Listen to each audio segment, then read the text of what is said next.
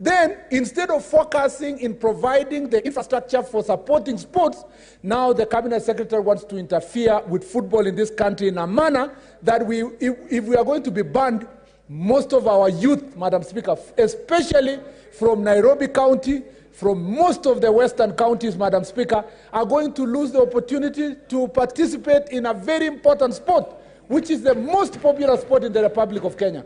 I hope Senator Sakaja, and I don't know why he has gone somewhere, or he's here. I thought you were running away from responsibility. You always run away from responsibility. This is an area, Madam Speaker, that Senator Sakaja and his committee must not just give us a comprehensive report, but must give us a snapshot, a summary within the next 1 week to avert the crisis that will going to be devil this country. I thank you, Madam Chair. Honorable Senators, I'm sorry I didn't give the limitation of time, but let's take not more than 3 minutes, please, so that everybody gets a chance. Senator Watangula Moses Masika.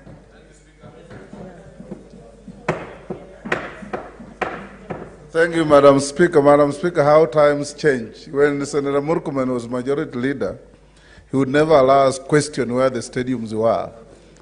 But now I'm happy that he's seen the light and he knows there are no stadiums. Madam Speaker, this question is very important.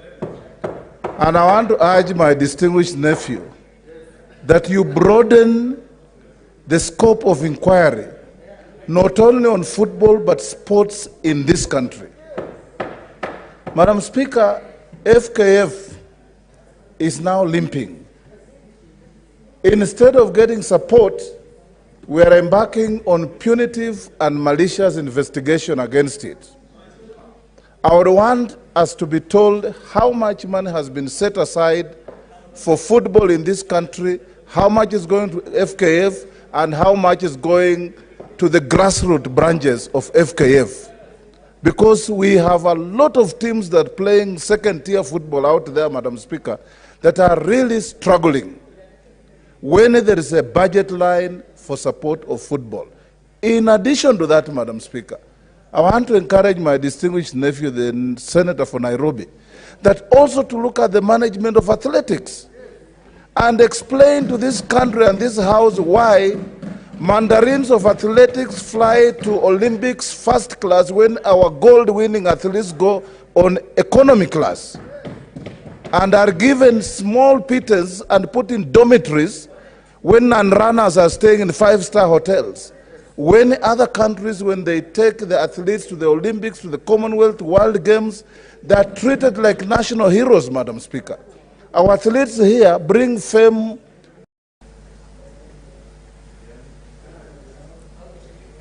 Honorable Senators, I have one message from the National Assembly.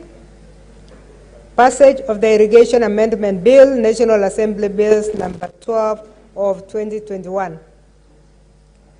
Honorable Senators, I wish to report to the Senate that pursuant to Standing Order 41.3 and 5, I have received the following message from the Speaker of the National Assembly regarding the passage by the Assembly of the Irrigation Amendment Bill, National Assembly Bill number 12 of 2021. The message, which is dated Thursday, 21st October 2021, was received on 26th October 2021 while the Senate was on recess and was transmitted to all senators on 28th October 2021 pursuant to Standing Order number 41.5. Pursuant to the said Standing Order, I now report the message. Whereas the Irrigation Amendment Bill, National Assembly Bill number 12 of 2021 was published via Kenya Gazette Supplement number 65 of 16th April 2021 as a bill concerning county governments in terms of Article 110(4) of the Constitution, seeking to amend the Irrigation Act 2019 to, among other things, expand the administration of irrigation matter to include management and regulation of irrigation matters. And whereas the National Assembly considered and passed the said bill on Thursday, 23rd September 2021, with amendments in the form attached hereto. Now, therefore, in accordance with the provisions of Article 110(4) of the Constitution and Standing Orders 41(1) and 142 of the National Assembly Standing Orders, I hereby convey the said bill to the Senate for consideration.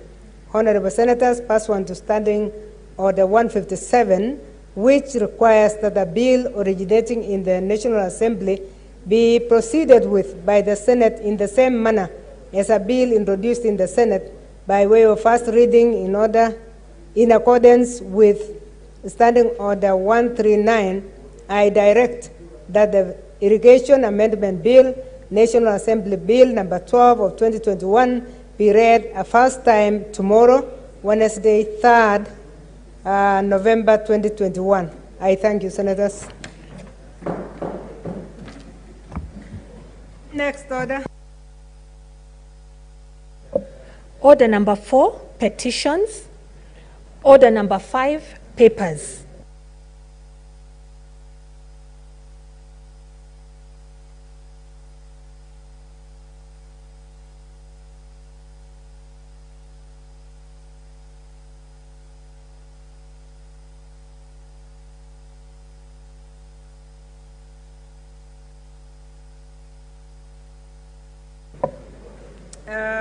Honorable Senators, the first paper is from the Majority Leader.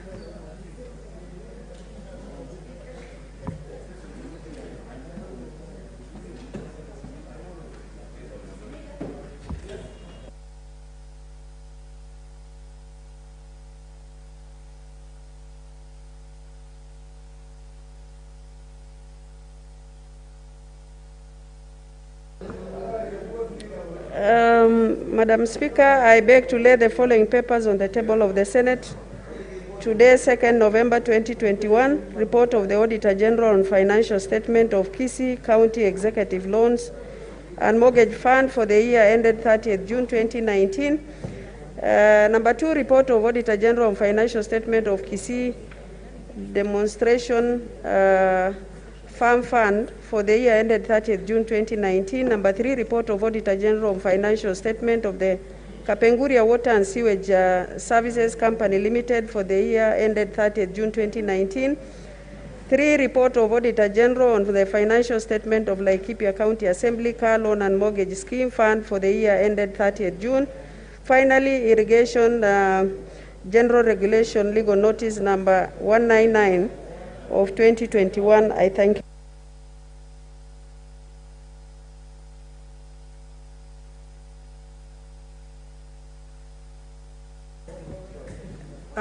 Thank you, Senator. The next paper will be laid by Senator Sakaja Johnson.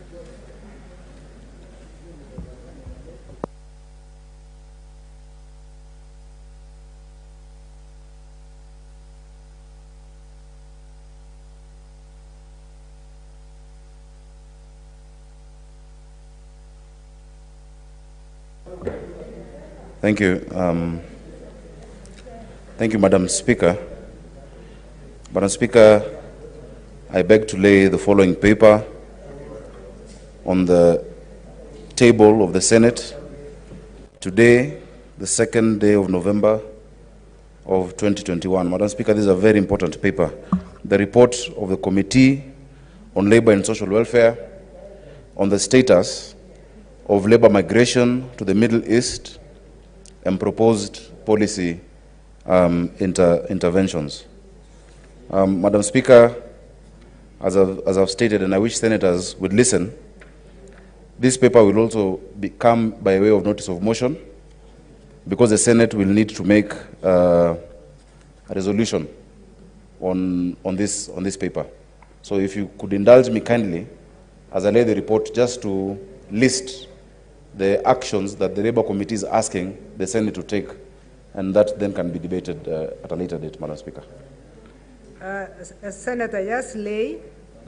We will allow you to move your motion. Okay. Yeah.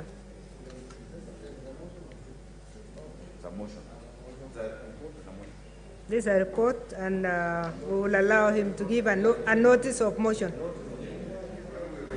When we reach there, honorable senators, don't converse across the table. I think he has got it right now. He has laid, and then when we reach the right time, he will move the motion and add one or two statements that he wanted to add. Only at the point of notice, but now you are late.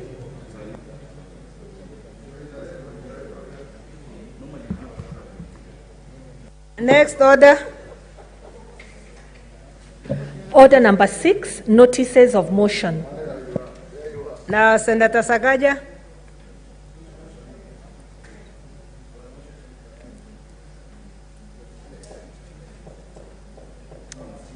Before that, Senator Musurube, did you have anything before the?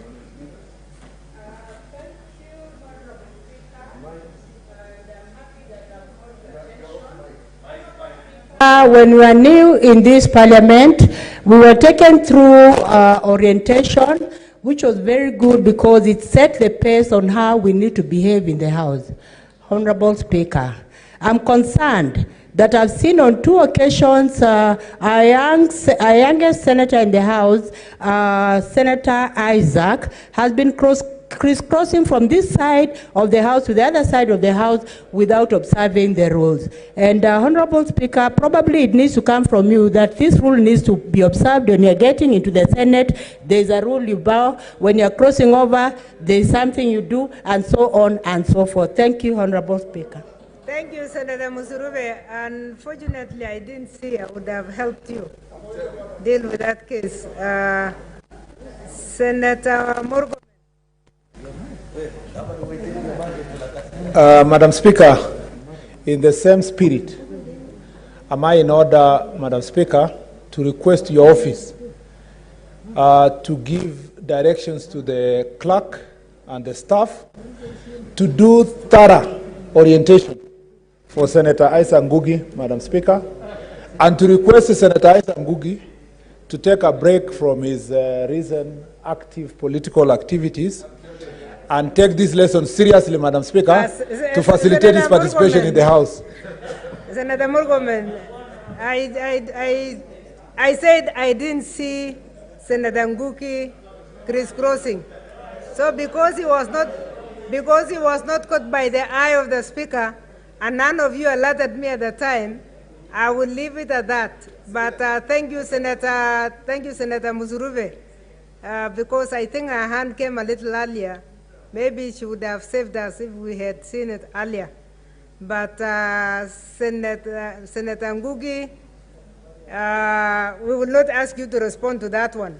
We are asking you that there are some, the standing orders are very clear. Senator Mutula, you still want to pursue that? I don't think any of you, I think all of you were like the Speaker, you didn't see. It is Senator Musurube who saw. In the same spirit, Senator Ngugi is not a young senator. He's not a young senator, he's a distinguished senator. So in the same spirit, Senator Musurube should refer Senator Ngugi with his right titles. The only leeway is where you have the distinguished nephews and others. I think that's where we have given some distinction.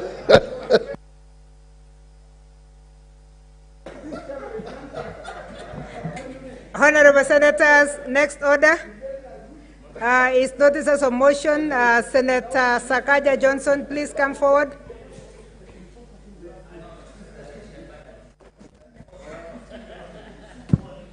Thank you, Madam Speaker. Madam Speaker, I beg to ask that you ask my colleagues to consult in lower tones. Madam Speaker, I rise to give the following notice of motion. That the Senate adopts the report of the Standing Committee on Labor and Social Welfare on the status of labor migration to the Middle East and proposed policy interventions laid on the table of the Senate today, 2nd November 2021. Madam Speaker, thank you for your indulgence for me just to give a brief summary of this. It's a very, very important motion that we're going to debate in the House.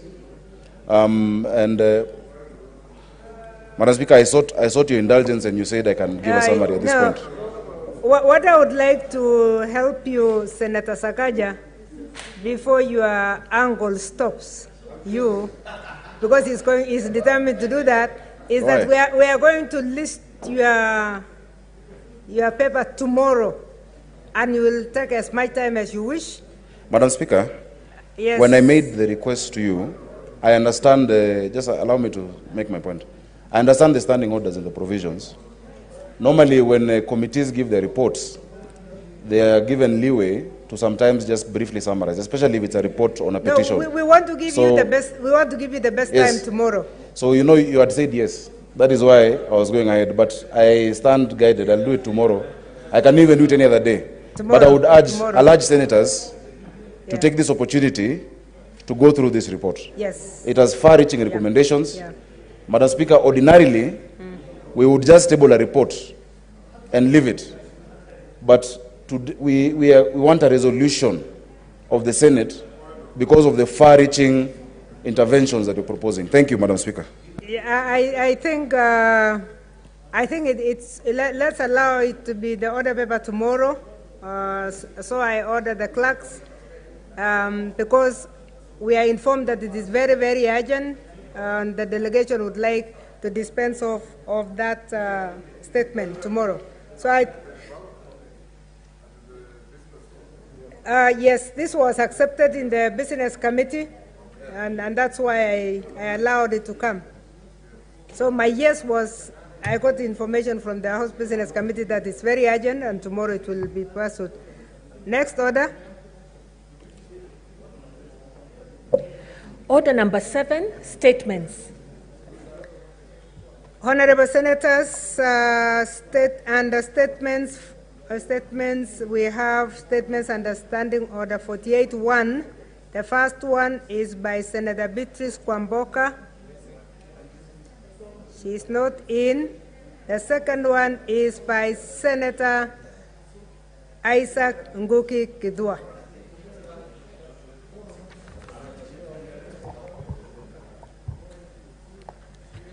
Madam Speaker, I rise pursuant to Standing Order 48-1 to seek a statement from the Standing Committee on Labor and Social Welfare on Youth and Special Group Access to Government Procurement Opportunities, what we call AGPO, program as provided for in Article 55 of the Constitution of Kenya and the Public Procurement and Asset Disposal Act of 2015. In the statement, the committee should, number 1, provide a breakdown of the registered number of micro and small enterprises owned by the youth, women, and persons with disabilities who participated in government tendering process in the last 24 months, stating the value and the number of enterprises which were successful at both the national and the county governments. Number 2, outline the barriers and challenges faced by the AGPO special groups at both the national and county governments which prevent them from participating effectively in government contracting opportunities, stating the measures put in place to ensure these barriers and challenges are minimized from full access to government contracting opportunities.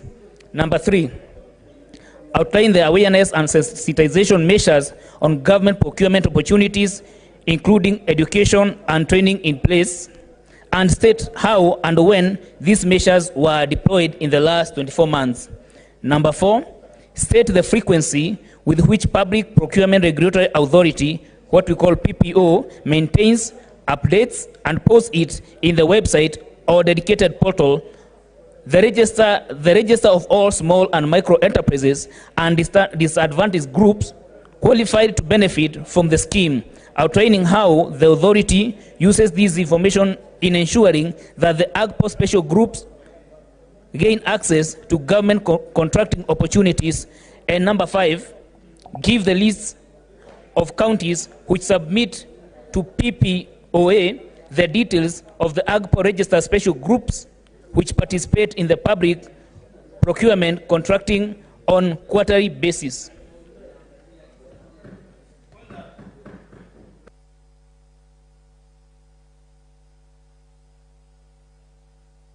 Thank you, Senator.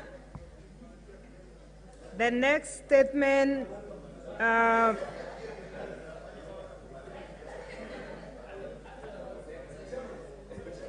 Honorable Senators, that statement, I think he addressed the Committee of Labor and Social Welfare, but after discussions in the House Business Committee, it is very clear that this will be committed to the Committee on National Cohesion, Equal Opportunity and Regional Integration. So it's ordered. The next statement is from Senator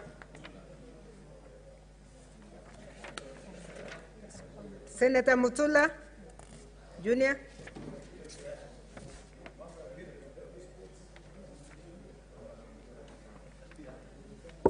Thank you. Thank you, Speaker. Madam Speaker, I seek a statement on the directive by the Cabinet Secretary, Ministry of Sports, Culture, Heritage, to the Sports Registrar to undertake an inspection of Football Kenya Federation and disbursements and administration of funds from the Sports, Art and Social Development Fund during the financial year 2019-2020 to date. Madam Speaker, pursuant to Standing Order 48-1, I rise to seek a statement from the Chairperson of the Standing Committee on Labor and Social Welfare regarding the directive by the Cabinet Secretary, Ministry of Sports and Culture and Heritage to the Sports Registrar to undertake an impromptu inspection on Football Kenya, FKF. In the statement, the Chairperson should state the following. 1. The provisions of the Sports Act that led to the impromptu decision by the Cabinet Secretary, Ministry of Sports, Culture and Heritage to direct inspection of Football Kenya for a period of not less than 2 weeks from 18th October 2021 and to a report to be submitted to her on or before 2nd November 2021. 2. State the reasons why Football Kenya, a statutory body under the law, was not issued with a notice of inspection citing nature of the reasons of inspection, the documents required, material or evidence relied upon by the Cabinet Secretary in making the said decision. 3.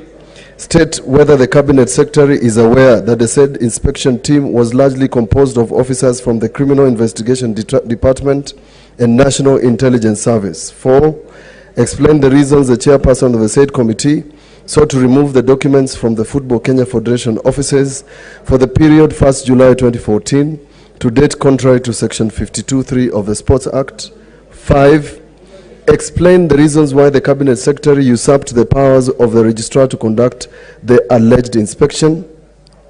6. Confirm whether the Cabinet Secretary is aware that the team of inspectors she appointed purported to conduct an inspection for 2 days, which presupposes that there was already a decision made prior to the inspection.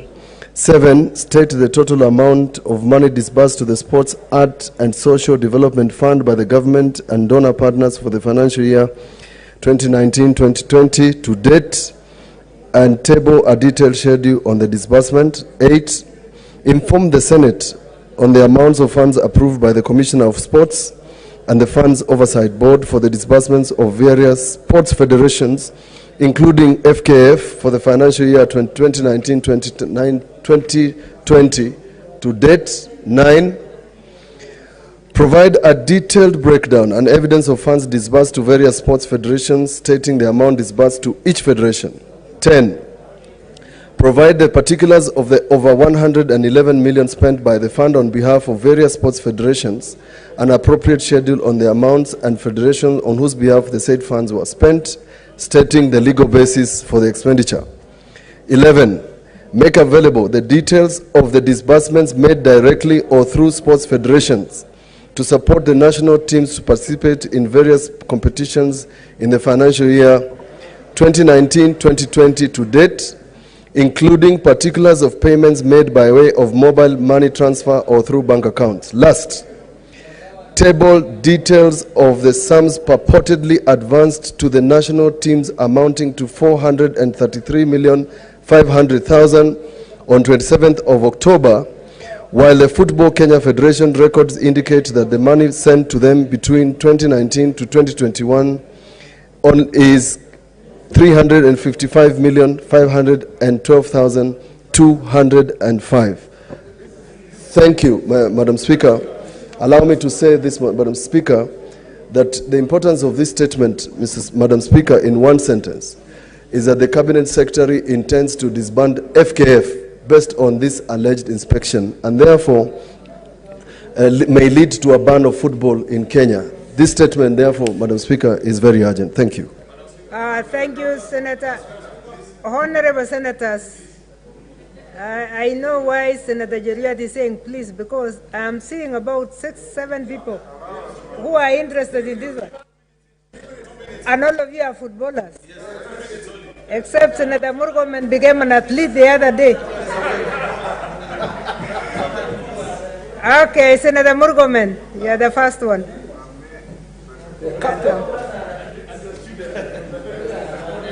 Madam Speaker, for the record, I'm the captain of the Senate football team and the vice captain of the football team in Bunge. And Madam Speaker, this is a sector that I take so seriously, especially the sports sector. We have a problem in the Ministry of Sports and the management of sports in this country. We have a problem in terms of Kenya, where it places sports.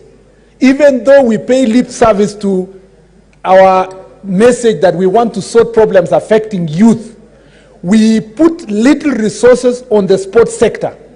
And the statement that Senator Mutula Kilonzo has come with, we would like to know how much of the sports fund is being used for sports. Because we are told, Madam Speaker, that billions of money that was meant for sports are now being used in universal health care instead of being used where we deserve. Now, we are told that the ministry wants to investigate FKF and particularly single out only FKF, but they cannot demonstrate to the Republic of Kenya how much resources have been put to FKF. We cannot ask to receive that which we have not invested, Madam Speaker. And I want to request, look at the question of banning of stadium. Look at the issue, Madam Speaker, of building of extra 9 stadia in this country. Look at the problem of Kamarin Stadium, Madam Speaker, where you know very well that more than 3,000 athletes are training around Iten. And at the moment, there was a contractor given a little amount of money to start the project. Now the place is dilapidated. The athletes cannot train, footballers cannot play there. Then, instead of focusing in providing the infrastructure for supporting sports, now the Cabinet Secretary wants to interfere with football in this country in a manner that if we are going to be banned, most of our youth, Madam Speaker, especially from Nairobi County, from most of the western counties, Madam Speaker, are going to lose the opportunity to participate in a very important sport, which is the most popular sport in the Republic of Kenya. I hope Senator Sakaja, and I don't know why he has gone somewhere, or he's here. I thought you were running away from responsibility. You always don't run away from responsibility.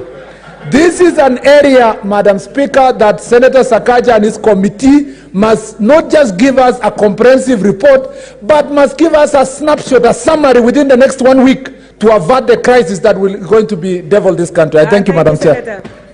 Honorable Senators, I'm sorry I didn't give the limitation of time, but let's take not more than 3 minutes, please, so that everybody gets a chance. Senator Watangula Moses Masika.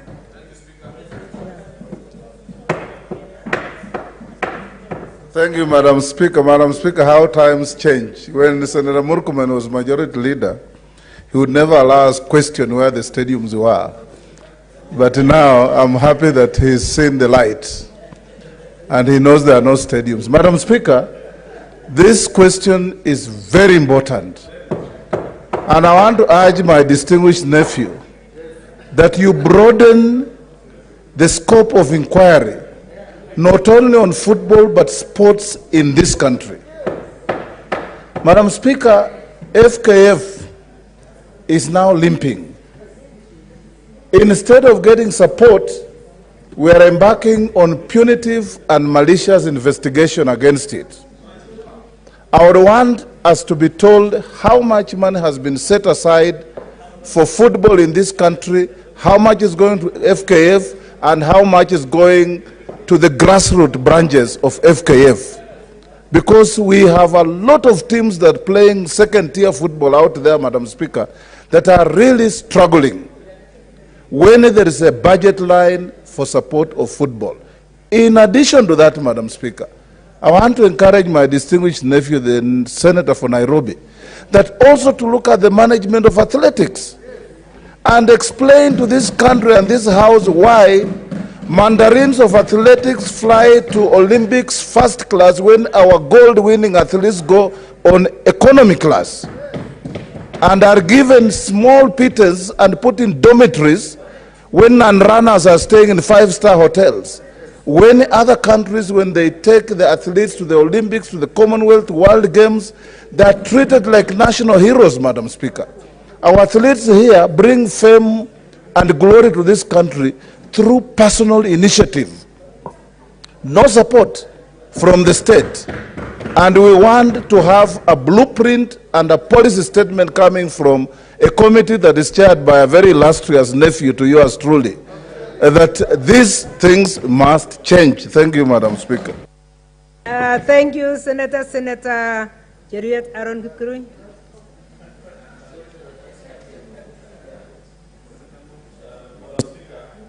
Thank you, Madam Speaker. Madam Speaker, when Senator Mutula Kilonzo was concluding, he made a very important request which will require your adjudication.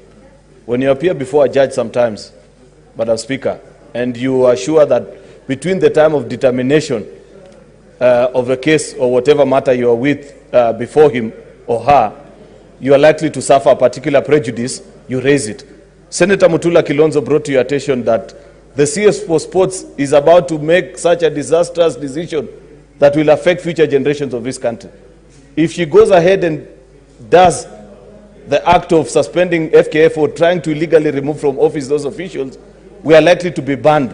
And in this COVID season, Madam Speaker, you need to look at what has happened to a country known as Chad, who have been banned from any football-related activity, including their international players who play in other leagues not being recognized just because of such reckless decisions.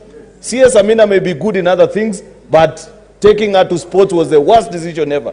I know this from personal experience, Madam Speaker, because 2 months ago when I brought before this House a bill on sports, she had the audacity to write to the Speaker of this House saying that Parliament should stop this legislative work until she brings a bill before this House. What audacity is that, Madam Speaker? Therefore, we need to take a determination on a very important issue. That, Madam Speaker, can you guide that minister, first of all, be stopped from making any decision on FKF, and second and most importantly, be brought here within 48 hours. If she's in the country, what is so difficult for a minister to appear before the Republic of Kenya? Because this is Senate sitting on behalf of the people of Kenya. Madam Speaker, we plead on behalf of all football-loving Kenyans. I know there is a debate about the success or failure under the current regime. But you see, two wrongs can never make a right. We must begin by having a serious conversation like adults. The things that Senator Moses Wetangula is mentioning, why are you, before CS Amina can ask for results from FKF, what are the investments that he has put into that institution? It cannot be the paltry figures that you are being told and you expect results. Therefore, Madam Speaker, we plead with you, make a determination on the final request that Senator Mutula Kilonzo has made. Thank you, Madam Speaker. Thank you, Senator. What you are asking actually is in the hands of Senator Sakaja. The minute we hand over the question to the committee, he will have the powers to do what you are asking for. So it is not really the Speaker to do it, it is the committee, and they have done it very successfully in other committees. Yeah. Senator Wambua Enokio. Thank you, Madam Speaker. Madam Speaker, on this matter, I speak for and on behalf of football players in Gitui County, Madam Speaker. Madam Speaker, it's actually a shame what the Minister for Sports is attempting to do. A shame because, Madam Speaker, our ministry and collectively the government has either been unable or unwilling to create jobs to engage young people. And what young people have resorted to do, Madam Speaker, all over the country, is that they have coalesced into football clubs and groups, and they are playing soccer as the only engagement that they have at the moment, Madam Speaker. The least that we should expect from the Ministry of Sports at such a time as this is support from the very top to the bottom, Madam Speaker. That, Madam Speaker, today we are dealing with a minister who is contemplating banning FKF at a time that young people, Madam Speaker, are engaging themselves in active sporting activities is a shame of serious magnitude. Madam Speaker, I want to say this, that instead of the minister asking investigative agencies to look into the operations of FKF, she should do two things. One, first, she should do proper, adequate funding for the operations of FKF. Secondly, Madam Speaker, she should invite these investigative agencies to our ministry and find out how money in that ministry is being used. Because instead of the money going to the expansion of sporting activities, and especially the support of football, that money is being pilfered left, right, and center. Madam Speaker, I say, as my friend Senator Cheryl has said, the minister must not be allowed to take that step of banning FKF. She should never be allowed to do that. I thank you, Madam Speaker. Thank you, Senator. Senator Inima Gertrude Musurube. Thank you, Honorable Speaker, for giving me this opportunity to support this statement. And I thank Senator Mutula for coming up with the statement. And Honorable Speaker, just to even speak on behalf of the youths in Lugari constituency, this decision of disbanding FKF is not well thought, Honorable Speaker. And I want to give an example of what I went through when I was holding the Musuruve tournament, that is for identifying talent among youths and nurturing talent. It is going on very smoothly just because FKF is there. FKF have their own rules, and so the youths ensure that they are adhering to the rules, so that any youth that become hooligans are actually not allowed to play, Honorable Speaker. There's a big role that FKF is playing, and there is need for us to ensure that FKF is not disbanded, but an investigation, if an investigation is done, let those who are mismanaging FKF be brought to account, but it should not be disbanded just because of the big role that they play. I have seen it when I'm holding my tournament, and FKF is playing a very big role because it brings even referees who are neutral, it brings even the chairman who are neutral, and on a neutral ground, then players are able to play well without any intimidation and without any favorism, Honorable Speaker. So my thinking is that FKF should not be disbanded, and sports in this country should be supported, Honorable Speaker, especially the youths in Lugari. I've seen them very active during my tournament, and it is something that is commendable. So the government should bring in more money and support for football, because even women are playing football, Honorable Speaker. Thank you.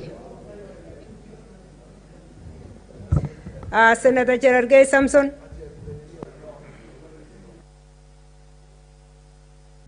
Thank you, Madam Speaker. Where I come from, Nandi County is the source of champions. We only depend on sports and agriculture, which is on its deathbed. As you are aware, fertilizer now is 5,000 Kenyan shillings, so we rely only on sports. Madam Speaker, it is very unfortunate, and I have said before, that CS Amina Mohammed and senior ministry officials must resign for presiding over mega corruption. Madam Speaker, can you believe in 40 billion sports fund? One of the items that the Ministry of Sports have allocated is woodball. They have allocated at 1 million.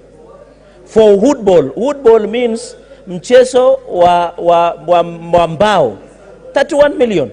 Madam Speaker, another item in sports fund, they have allocated 80 million is Kung Fu.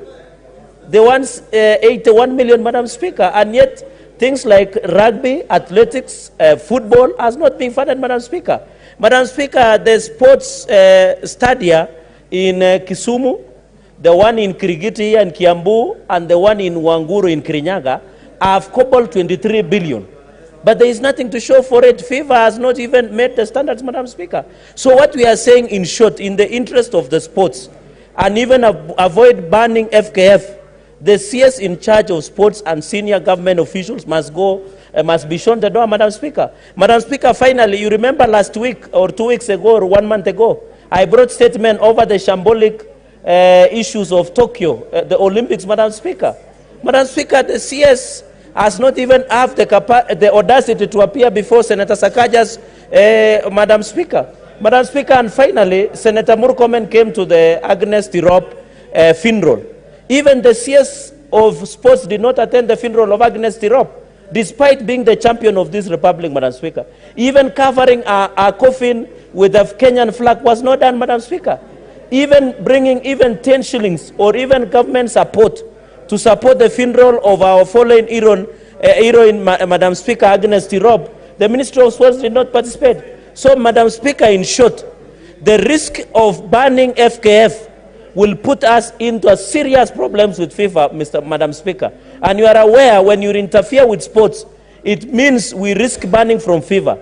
What does it translate? Many young Kenyans who are hustlers, who hustle through football, Madam Speaker, will not have an opportunity to be able to play in the local league and have enough an opportunity. Madam Speaker, I request, because there is a statement of athletics before Senator Sakaja's committee that I brought on the shambolic Tokyo Olympics. Madam Speaker, finally, you saw under 20 champions. Even the celebrated Ferdinand Omunyala, because the NOC officials and ministry officials were busy taking selfies, they could not allow the coach of Ferdinand Omunyala into the stadium because the list of NOC and other officials were busy in the stadium, Madam Speaker. So I want to challenge, Madam Speaker, that Amina Mohammed, the CS and senior officials, be fired by the President Uhuru Kenyatta and be given lighter duties. I think that is why she can do better there. But we must agree that FKF should not be banned. He should tell the country how much money he has invested in football, in athletics, in rugby, and in volleyball to give a better results in this republic. I thank you, Madam Speaker. Thank you, Senator Imana Malaki. Charles. Thank you, Madam Speaker, for giving me the time to also support this particular statement. Madam Speaker, as other honorable members have said, athletics in this country is very important, especially for young, especially because of the fact that they don't have jobs. They need something to expend their energies so that they do not create havoc. So to try to avoid athletics or to avoid games in the country is tantamount to just leaving those particular young people without any avenue for their strength and for their activities. Madam Speaker, I also want to speak on another aspect, the aspect of tribalism. I want to bring this to the attention of the House and to the attention of the country and to the attention of the trainers, wherever they may be. There is a bit of tribalism that is creeping into athletics, especially when it comes to selecting athletes that go to compete outside the country. Like this time, competing out in Tokyo in the Olympics, in training camps, if a particular athlete qualifies and they are deemed from a particular tribe that is not very liked, they are left out. That is horrible. That kind of tribalism should not creep into athletics. I'm talking about a situation where a Turkana athlete qualified to go and run in the Olympics, and that athlete was replaced by another one of a different tribe, of a favorable tribe, of a tribe that is supposed to be the only runners in this country. Madam Speaker, it's not true to say that a particular tribe or some tribes in this country are the only runners. I can tell you that Turkana people can run down a cow, can run as fast as everybody else, but to kind of always think that somebody like our young honorable member here says somebody from a particular region is the only runner that could be is fallacious. It's not true. So let's look at the situation and try to avoid selecting people based on tribal basis. People who have worked so hard, people who have run so hard, people who qualify like others should be given that particular chance to go and show their talents in the world. Thank you, Madam Speaker. Thank you, Senator. Senator Langat, Christopher Andrew. Okay, thank you, Madam Speaker, for also giving me this chance to support this particular statement. And I want to say that sports in this particular country has remained to become very important as a source of income for some people in this country, coupled up with the fact that there is a lot of shortage of employment in this country, and most of our youths and even other people engage themselves in sports for livelihood, for their economic livelihood. And I want to say also that sports in these countries should be encouraged. It is a source of great entertainment, knowing very well that we are in a country full of a lot of challenges, and most of the people you have heard, Madam Speaker, engage themselves in very weird activities. You have seen families murdering one another because of stresses, but if you check what is controlling our youths and giving them some work to do is sports, is games and sports. So I want to say that instead of this particular sector being encouraged, it is very sad to hear that the Cabinet Secretary, Amina Mohammed, whom I respect a lot because she was the CS Education when I was the chair, and she used to do well. I'm shocked that she has engaged herself into such a very disheartening decision. So I want to say, banning Football Kenya Federation is unwelcomed at this particular moment. And would like to ask even the committee that will take over this particular issue to take it seriously and make sure that Amina appears before this House, the committee of the whole, so that she explains so many things that are challenging things to do with sports in this particular country. In fact, most of the stadiums that are supposed to be upgraded up to today, they are so devastated, they are very demotivating, and other things to mention. So I want to say that I support this particular statement, and I would like to ask most of the CSS to be consulting so that they get proper information instead of making street statements that affect Kenyans very seriously. These are very important statements. I want to congratulate the senator who brought it before all of us, and I want to say that it should be supported by all of us. Thank you, Madam Speaker. Senator Abdul Mohammed Haji.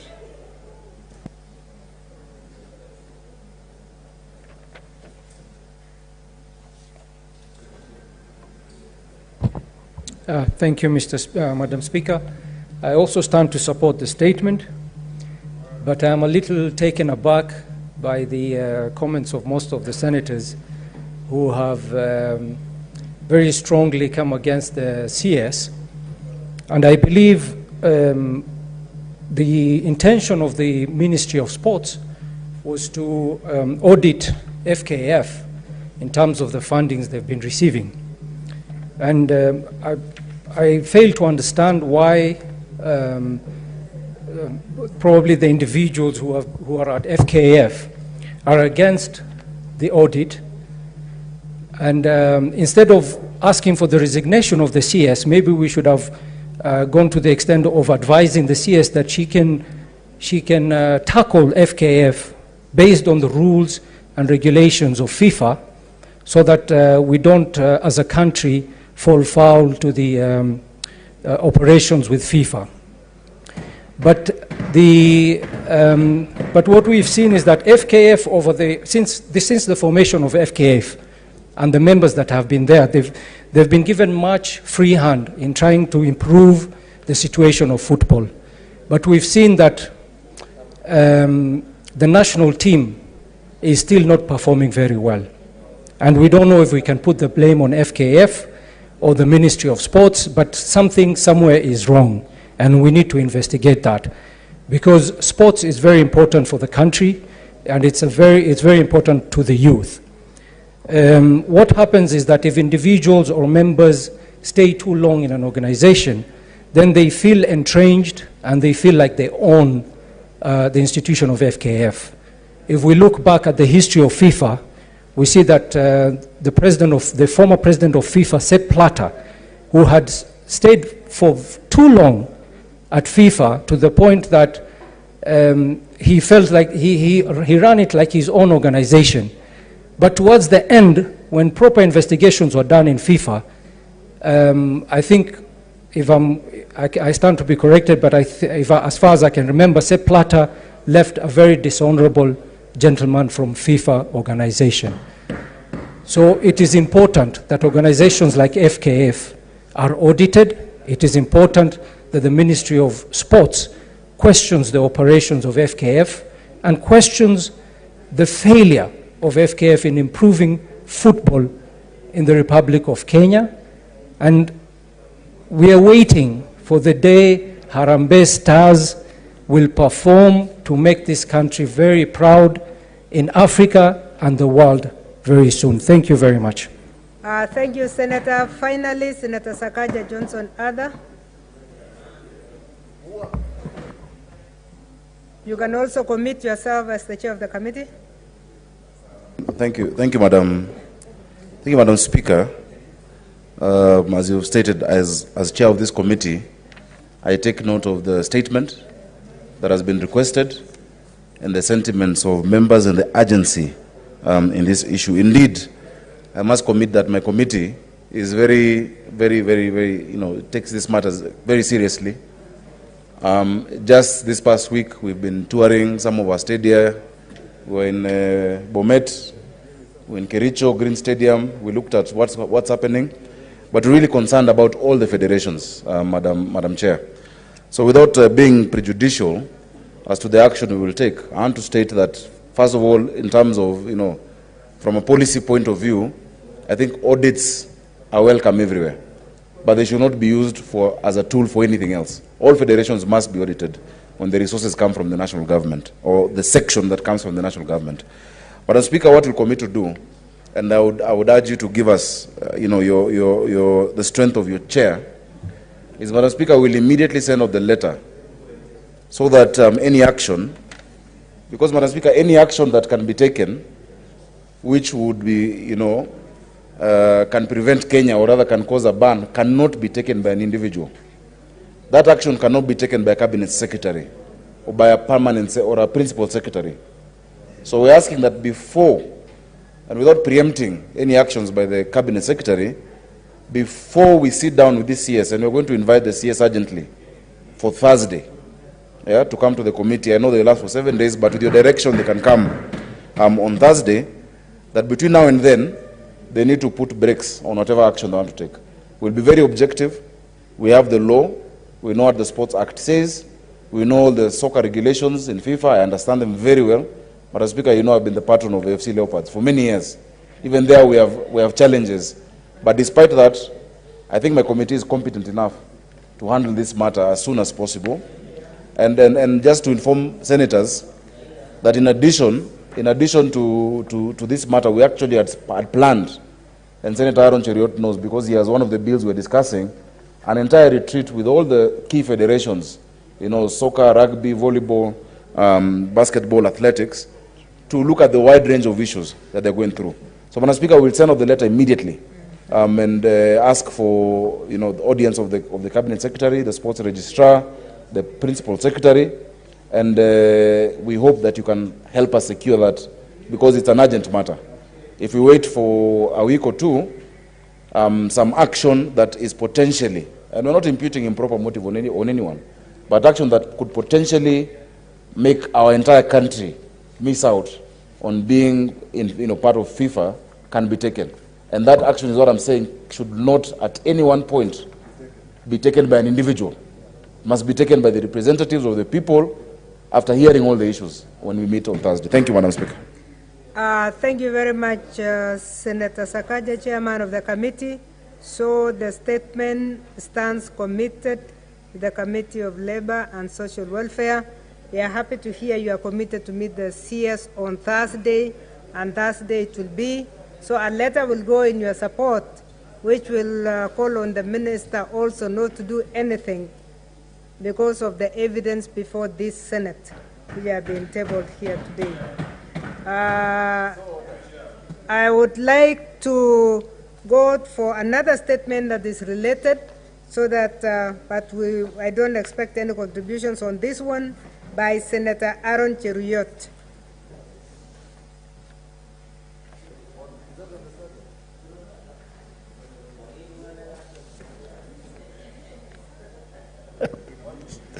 Thank you, Madam Speaker.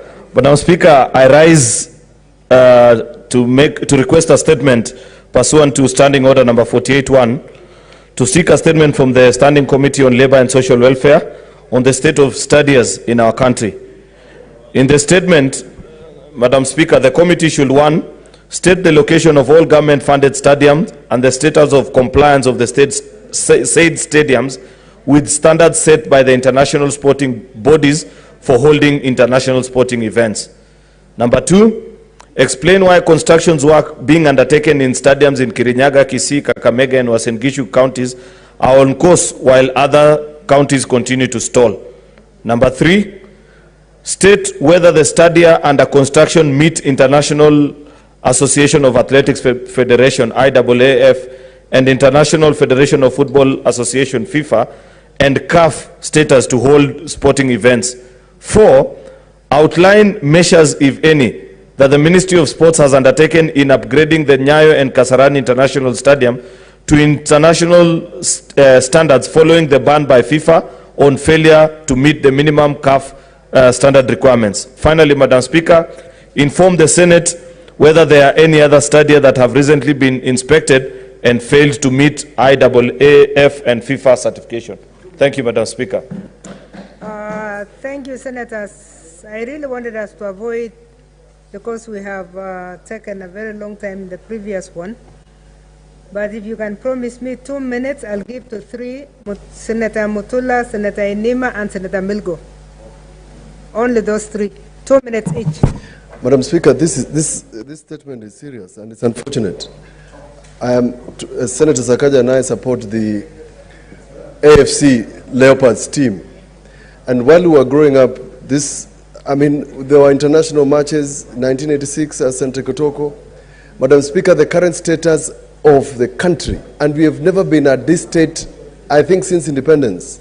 We cannot hold an international match in any stadium in the country. Madam Speaker, I requested for a statement on Wote Stadium. Wote Stadium was supposed to be completed in 2018. Up to now, they are still arguing about the growing of grass. They're still arguing about the irrigation.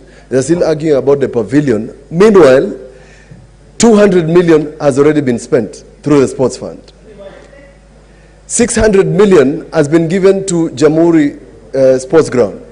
Another 600 million has been given to the so-called International Stadium in Kirinyaga, and many others. Yet, Madam Speaker, you cannot play a friendly soccer tournament in any of these stadiums. It's an unfortunate situation, and an urgent investigation in the use of sports funds and why they are spending so much money and you cannot even have a friendly match between toddlers is an unfortunate situation where this country has found itself to, where young people have used sports to become millionaires. We have used through the Ministry of Sports, we have impeded the growth of a sport where Kenyans used to market themselves out there in the world. Thank you, Madam Speaker. Senator Inima, 2 minutes. Thank you, Honorable Speaker. And I support this statement by Senator Cheruyot.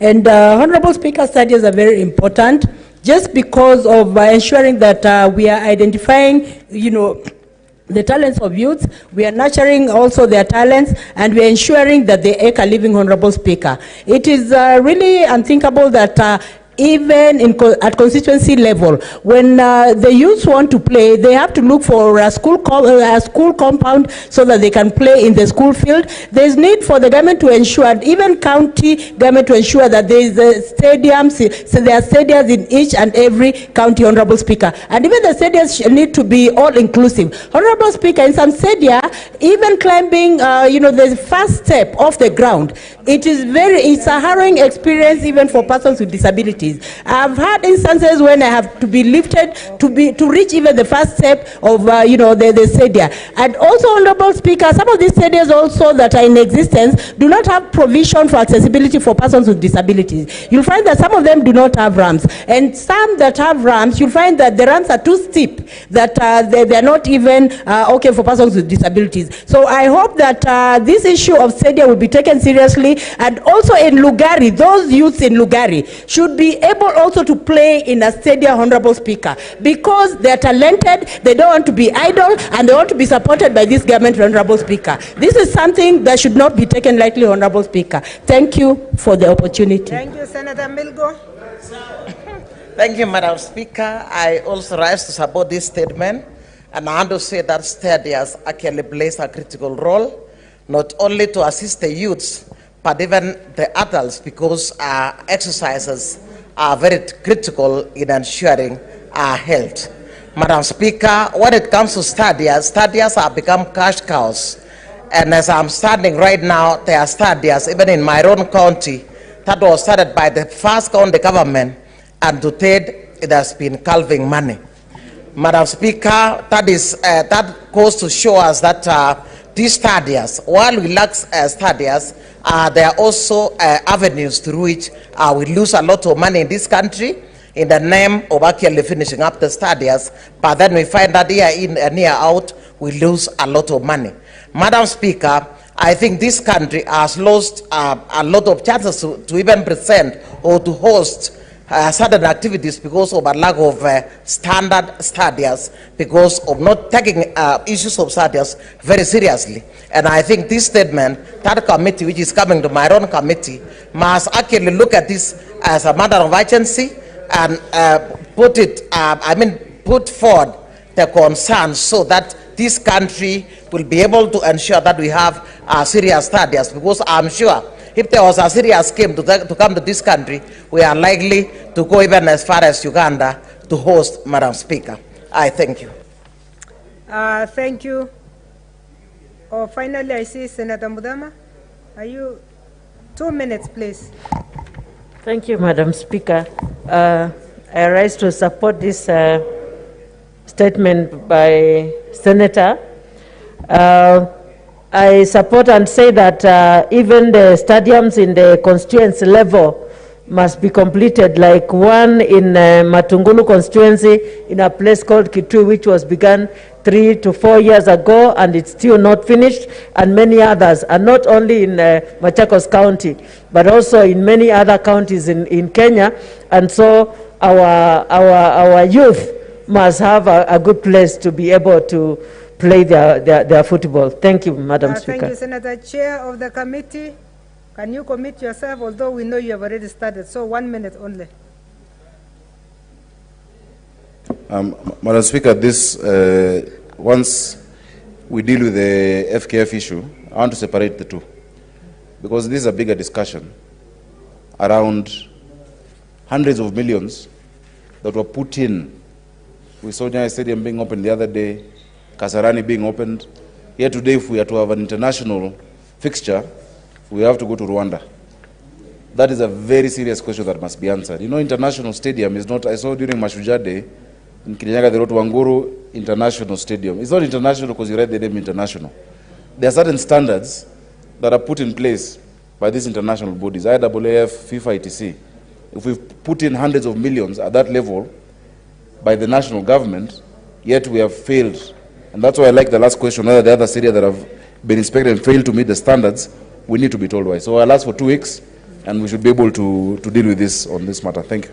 Okay, thank you. So it stands committed, the Committee of Labor and Social Welfare. The last statement by Senator Jeruyot. Your second statement, please read it. We are not going to accept contributions now, Honorable Senators, because it's only 10 minutes Thank the you. end of statement. Thank you, Madam Speaker. Madam Speaker, this is a request for a statement on the power purchase agreements between Kenya Power and Lighting Company and independent power producers. Madam Speaker, I rise pursuant to Standing Order number 48-1 to seek a statement from the Standing Committee on Energy on the power purchase agreements between KPLC and independent power producers. In the statement, the committee should, 1, state the number of companies that Kenya Power has signed power purchasing contractual agreements with. 2, give the dates when the power purchasing agreements were signed and when these agreements come to an end. 3, state the cost at which Kenya Power procured electrical power from each of these IPPs from KenGen in the last 24 months, and stating the selection criteria used. Number 4, state the loading policy used in determining consumption times from each of the IPPs. 5, state targeted interventions the company has employed in mitigating the rising cost of electricity to household businesses, factories, and other consumers in the country. Thank you, Madam Speaker. Thank you, Senator Gerard Gay.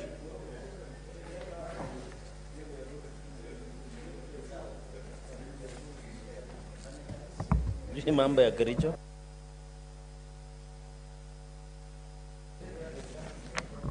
Madam Speaker, I have one statement here. Request for statements tenders by the National Treasury under specially permitted procurement procedure. Madam Speaker, I raise pursuant to Standing Order 48-1 to seek for a statement from the National Standing Committee on Finance and Budget regarding award of tenders by the National Treasury under the specially permitted procurement procedure.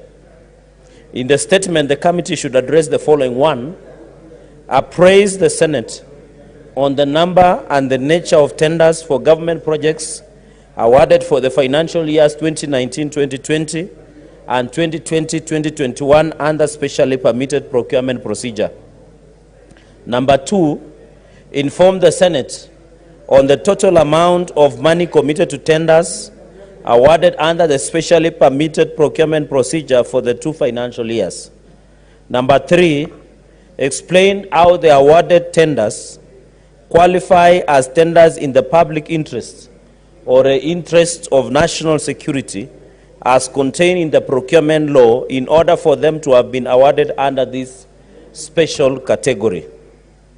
Madam Speaker, number 4, state the role of state security agencies and organs in the award of such tenders. And finally, Madam Speaker, list, if any, tenders for the government projects under private-public partnership, like LAPSET, that have been awarded through this restricted tendering method for the financial years 2019-2020 and 2020-2021 financial years. I thank you, Madam Speaker. The next statement is by Senator Enoch Wambua. You have 2 statements. Please start with the electoral boundaries one, and we end with the student unrest, just in case I have 2 minutes to allow. Thank you, Madam Speaker. Madam Speaker, I request that you give direction to the Senator Kajwang to stop the Kamkunji and then focus on this. It's an important statement. Honorable Senator Kajwang, why are you attracting a lot of attention today? Thank you, Madam Speaker. Madam Speaker, I rise pursuant to Standing Order 48-1 to seek a statement from the Standing Committee on Justice, Legal Affairs and Human Rights regarding the status of preparedness for the upcoming general elections by the Independent Electoral and Boundaries Commission. In the statement, the committee should, 1, outline the measures that the IEBC has put in place to guarantee a free, fair, and credible general election in 2022. 2, state the firm that has been awarded the tender to print ballot papers and whether due process was followed, including due diligence, before awarding the tender. 3, explain circumstances that led to the IEBC signing a contract on electoral data collection and storage with a French firm without a clause on the right of access or transfer of data after the elections. Number 4, state the amount of money the IEBC has been paying to the contracted firm to access data for each by-election that has taken place after the 2017 general election. And 5, enumerate individuals and or organizations, if any, that have the rights of access to the Kenyan electoral data. I thank you, Madam Speaker, and with your permission, I will move on to the second statement. Yes, let me move to the next statement because I want to allow the next statement. We have only 5 minutes and I wanted to give contributions that touch on this student unrest because I hear a number of you would like to say something. So yes, next statement, please. Thank you, Madam Speaker. You have given direction, but Madam Speaker, I will be asking if they may want to comment on 2 of the statements. No, that will be fine. So, Madam Speaker, I rise pursuant to Standing Order 48.1 to seek a statement from the Standing Committee on Education regarding the ongoing student unrest and rising cases of fires in secondary schools across the country. In the statement, the committee should, 1, investigate the factors behind the ongoing unrest in schools, such as Buruburu girls, Chavakali boys, Moi girls in Marsabit, and Singalame boys, among other secondary schools, that have led to dormitories being set on fire, causing injuries to numerous students, including 1 reported death. 2, outline the proactive measures the Ministry of Education has put in place, if any, to ensure a smooth learning environment in our schools.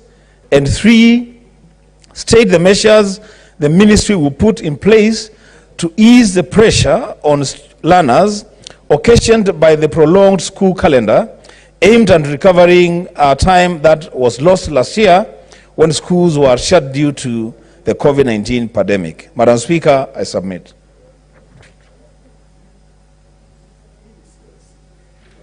Thank you, Senator. Senator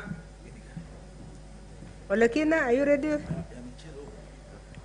I know you're the first one, but I thought you needed time to read. Madam Speaker, I thank you. Madam Speaker, I wanted to comment on the first statement, but I'm also now inclined to make some brief comment on the second statement, which I fully support. On the first statement, Madam Speaker, briefly. Before I forget, please, I want to give everybody, I can see we have 5 people, and our time is up, so please try and use 2 max 3 minutes. 3 minutes. 3 minutes maximum. Thank you, Madam Speaker. Madam Speaker, on the first statement, which was read by Senator Wambua on the issue of IEBC, Madam Speaker, I would like also to know whether it is true, the 411 that we saw today, that IEBC intend to stop the voter registration exercise despite a court order citing lack of budgetary allocation. Madam Speaker, if we are going to continue behaving like a banana republic where we don't respect the court orders, then I don't know where we're going to go as a country. So it will be important when the committee is looking on these issues to also expound further on whether the IEBC has decided to disregard the court order and continue and stop the voter registration exercise. Madam Speaker, also, it will also be important to get more details on this purported tender allocation to a French company. In the last election, we had challenges trying to access our data. So that really will put us into a situation where everyone will start saying the elections have been stolen even before they are. On the second statement, Madam Speaker, because I can see my time is up, it is quite sad. And I think we as a country are demanding so much from the Ministry of Education to a point where the Ministry of Education becomes confused. This CBC is the cause of everything. And as the stakeholders, Madam Speaker, it is about time that we take the necessary steps to be able to bring this correction. Madam Speaker, when you listen to the students, I actually I went to see one school, which is directly opposite my home, at 3 a.m. in the morning, when the student decided to set the school on fire. Madam Speaker, please give me 1 minute. 1 minute. Because speaking for 1 minute, 60 seconds sometimes is difficult. Madam Speaker, the problem is that we do not have a consistent calendar for these students. Students are in school for 2 weeks, they are sent home for midterm. Students are asked to bring in a laptop when the father or the parents do not even afford a mulika mwizi. We are demanding so much from the Ministry of Education, and that this is our responsibility as parents, as leaders. I think it's about time we now sit down and play our oversight role and direct. And I know some of us here will say, we cannot direct, we recommend. But with what is going on, it started with a school in Narok, your regular secondary school, where students decided to set a dormitory on fire just because they were being denied to go and preach. You know, some youth wanted to have a homecoming ceremony because now the culture, and I feel sorry, Madam Speaker, for this current generation. This current generation, if we do not play our role as leaders to be able to guide them, I don't know what will become of other future generation which will come in. The current generation is so entitled. We have made them entitled. You know, we are guilty. So I think the best thing we can do, Madam Speaker, is that instead of pointing all the blame at the Ministry of Education, we also figure out a way that we can now sit down and evaluate what was wrong with the 844 system. Madam Speaker, I thank you. Thank you. Senator Sakaja Johnson, 2 minutes.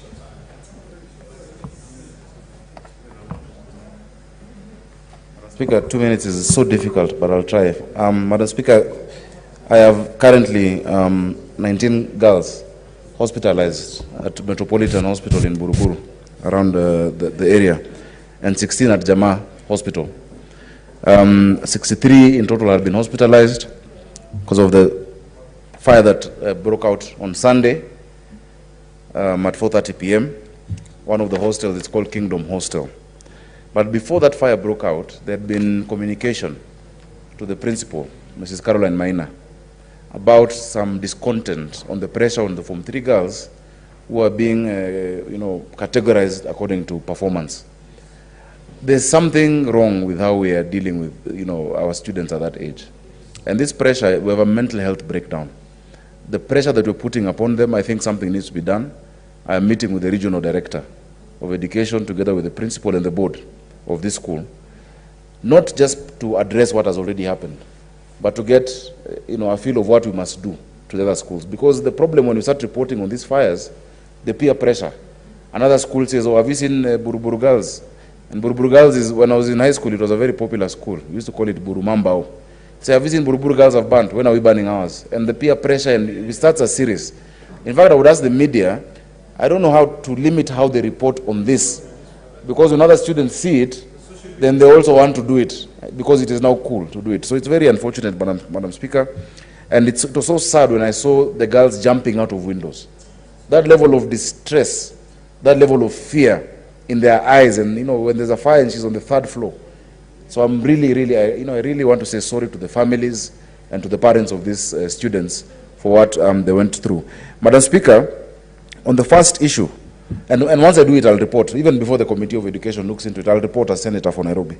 Because these ladies, these girls are my students, these schools are mine. I'll invite members who want to accompany me to talk, to have this discussion before waiting for the relevant committee.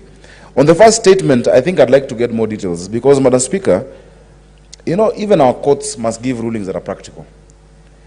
If you tell me to do a service, that I extend voter registration, and I don't have money to pay these clerks, in the same ruling, you should also direct Treasury to give us money, or to give the IBC money. Madam Speaker, we have less than 10% of people who've registered. There is apathy. The messages that has gone out are not inspiring to these young people. We need to relook at it, but the same ruling... Senator Lekina, I didn't want you to interrupt because I've given him one more minute. Yes, just to finish on that. 3-3. The same ruling, we must respect court orders, but court orders must also be practical. If they actually don't have the resources, that's a point of information. If they actually don't have the resources, let the Justice Committee be able to tell us how much more, because we want not just for 1 week. A point of information. Madam Speaker, we don't want just for 1 week. What is out of order? I hope. Madam Speaker, we have 3 arms of government, and courts decide based on their facts. That is no, Madam Speaker. I just want to know. Accepted. Yeah, is it in order? Yes. For the distinguished senator, the future governor of Nairobi, to come out here and cast aspersion on the judiciary, which rules based on facts that they are given on the table? The judiciary does not know what the budget of the IEBC is. So I think the key most important here is that we must profess, we must push for government to respect court of orders. So, Madam Speaker, I don't think it's in order for the distinguished senator to be able to point a finger at the judiciary that they should give court orders that are practical. Thank you, what is not practical about that, Madam Speaker?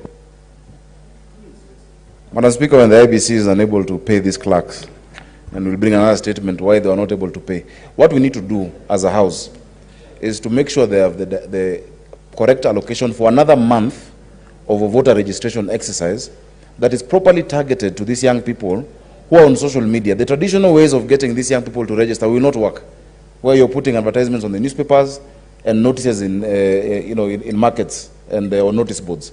We need to have a youth-targeted, youth-centric voter registration campaign that will target our young people. Nairobi are supposed to get 750,000 people more. We've only hit 75,000. So, Madam Speaker, I am not pointing fingers at the judiciary, and fingers should not be pointed to IEBC as well if they don't have the resources. Let us make sure the solution found is that we have the resources to do another month or 2 of the mass voter registration exercise. Finally, Madam Speaker, I'll alert members on our platform on the issue of Buruburu girls. And for those who can help support, I know some of the girls have lost some documents, whatnot. We'll go, and the principal, together with the parents, will tell us what they need. Thank you. Thank you, Senator Gerard Gates. Samson, please let's try not to exceed 3. Because we don't seem to have the time.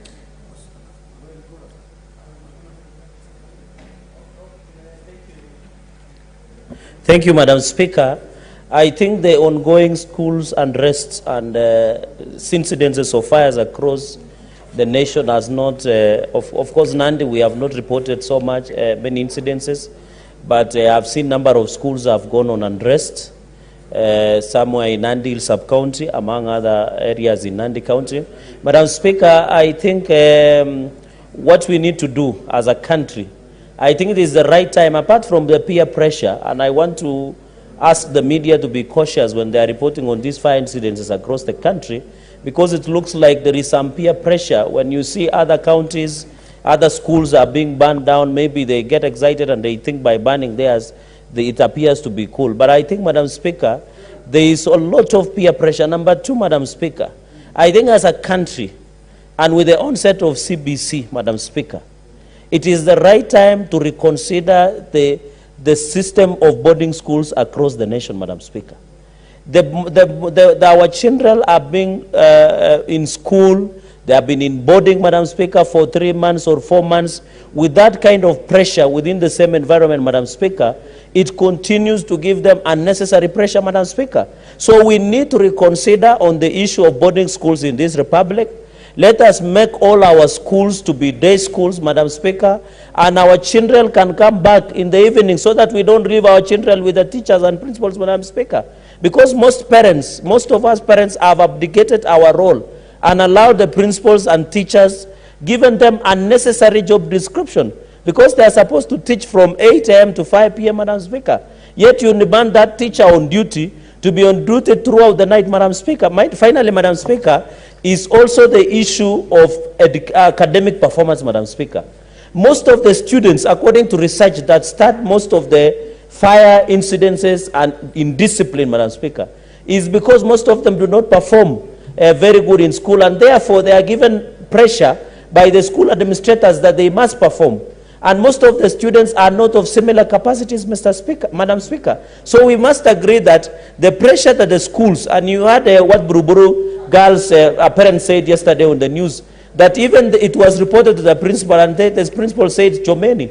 So how should we handle? I think we need more guidance and counseling centers to be more student-friendly, so that when such incident has to be happen, Madam Speaker, they must be nipped at the bud. I thank you, Madam Speaker. Thank you, Senator Kachwang Moses.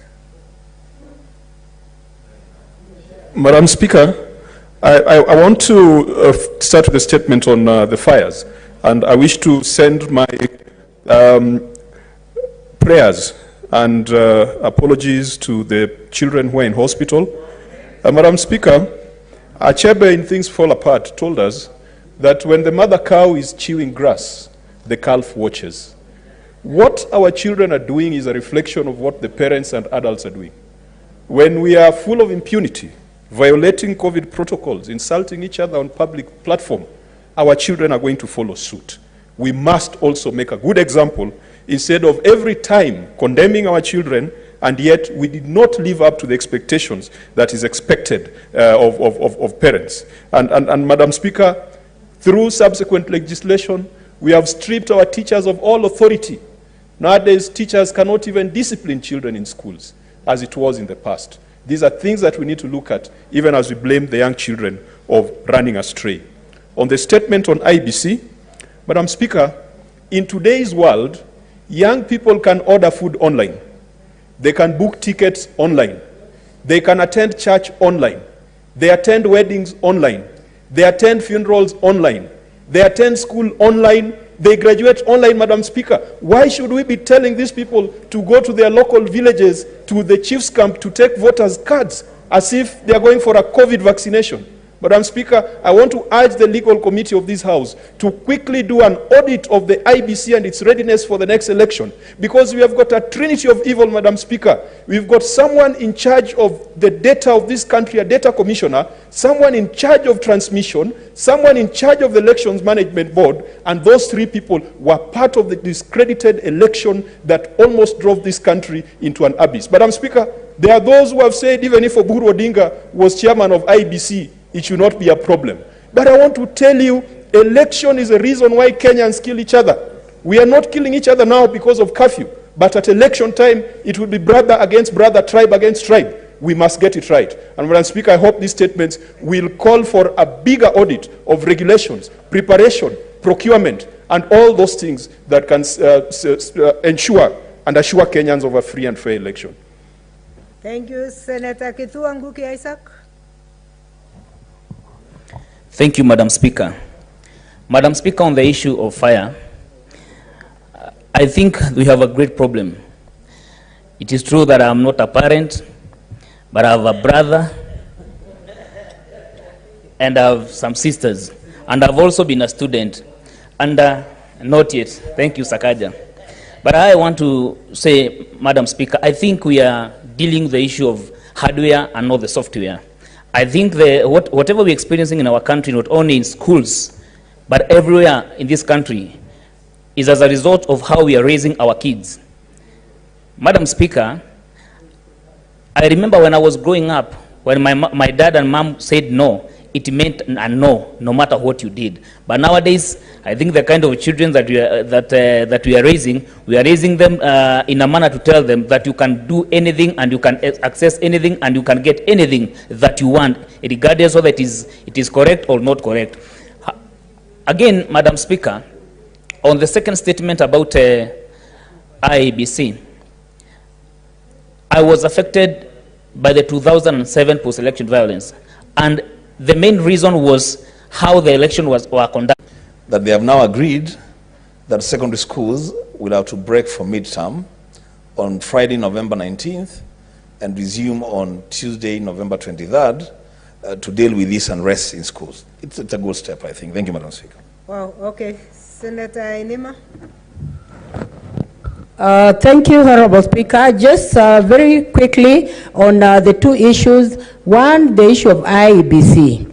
The reality on the ground is that there's extreme voter lethargy when it comes to, picking, voters' cards. So there's need for IEBC to extend this process to even 2 months so that there is mobilization of people in the counties to go and register as voters. Because I remember when I was in Lugari, you move from one ward to another, you find that people are not keen about registering. But this is bad because they're denying themselves the constitutional right of electing their own deserving leaders. So there is need for that process to be extended, and there's need for also leaders to go on the ground and sensitize on issues of people, taking voters' cards.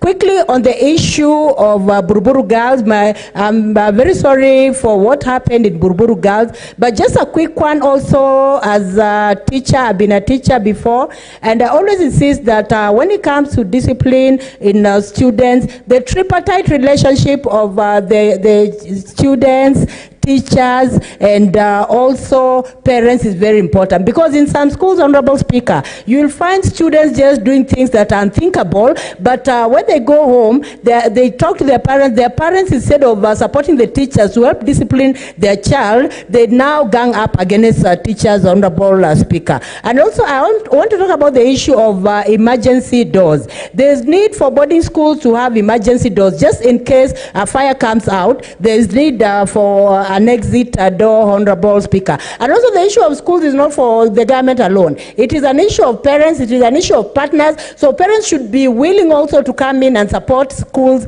in coming up with schools that are friendly, Honorable Speaker. So I support these two statements. What's this out of order, Senator Sagaja?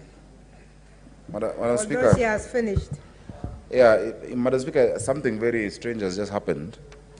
That the person who brought the statement has given us information that there is now a midterm break, and he says then it's okay. So has he stepped down the statement? Madam Speaker, because we need to, and he said, so that's a good thing. There's a break that's been ordered. The policy, the framework that allows a policy decision to be made, such as no midterm, is what still needs to be questioned, because this is reactionary.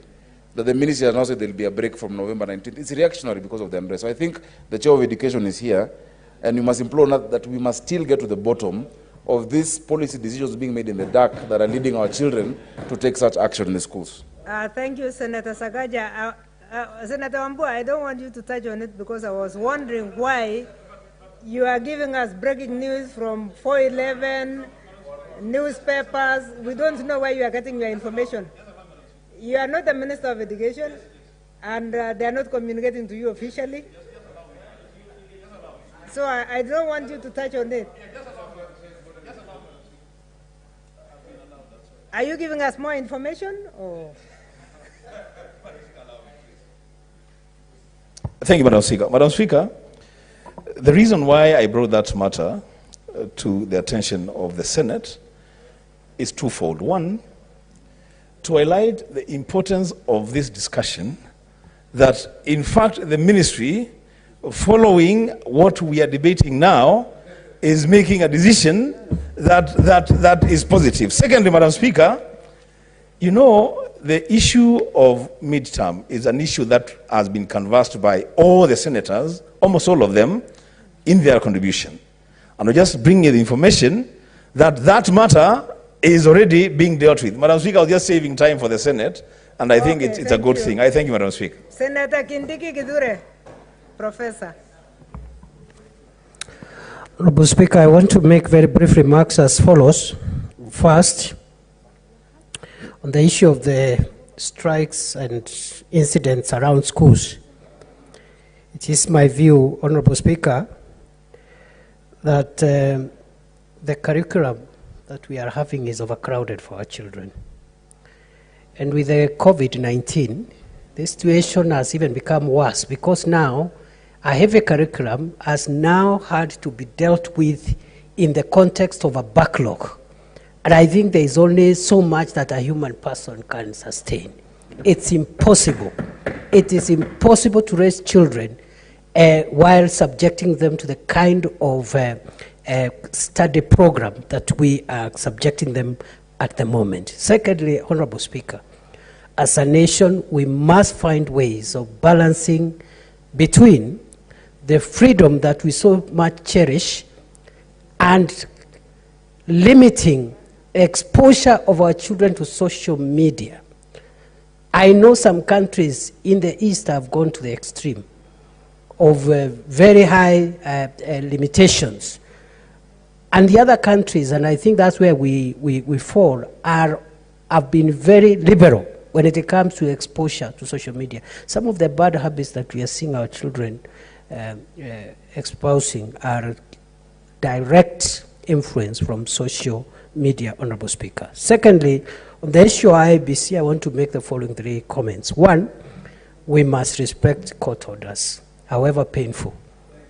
However painful. 2, I just want to say in terms of what the commissioner said today, that they don't have money. It makes sense. So, as an officer of the court, I am imploring our judiciary, when they make such court orders, because we have already said we must respect the court orders, to be also sensitive to the practicability of court orders.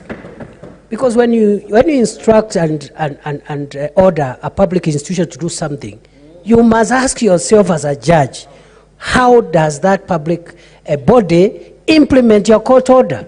Otherwise, Madam Speaker, we are creating a difficult situation where you will have an embarrassment, and we don't want to expose our judiciary. They have already been exposed to enough by other arms of government. So we will be the last to be able to expose our judiciary to any lack of obedience to court orders. Lastly, Honorable Speaker, with regard to the preparedness of the Commission to the general election, they are trying their best. We wish them well. Although I know they have also made Kenya elections extremely expensive. And up to now, they have not explained to Kenyans, at least to me satisfactorily, why the cost of elections per capita in this country is 10 times, the next expensive system. In other words, our elections are among the most expensive in the world, and no particular reason has been given convincingly. Finally, Honorable Speaker, I request, as a country, we must remove politics from the conduct of elections if we have to sustain our democracy. And therefore, cabinet ministers who are lecturing us, yet they are partisan and they are promoting a particular political candidate, must step down from the multi-agency team, because espousing government policy, which is enshrined in the law for a minister of national government or a minister of a county government, does not include campaigning for a candidate for the next election. Thank you, Senator. Finally, the chair of the committee, and I give you only 2 minutes to accept the direction. Yeah. Yes, what's your point of order?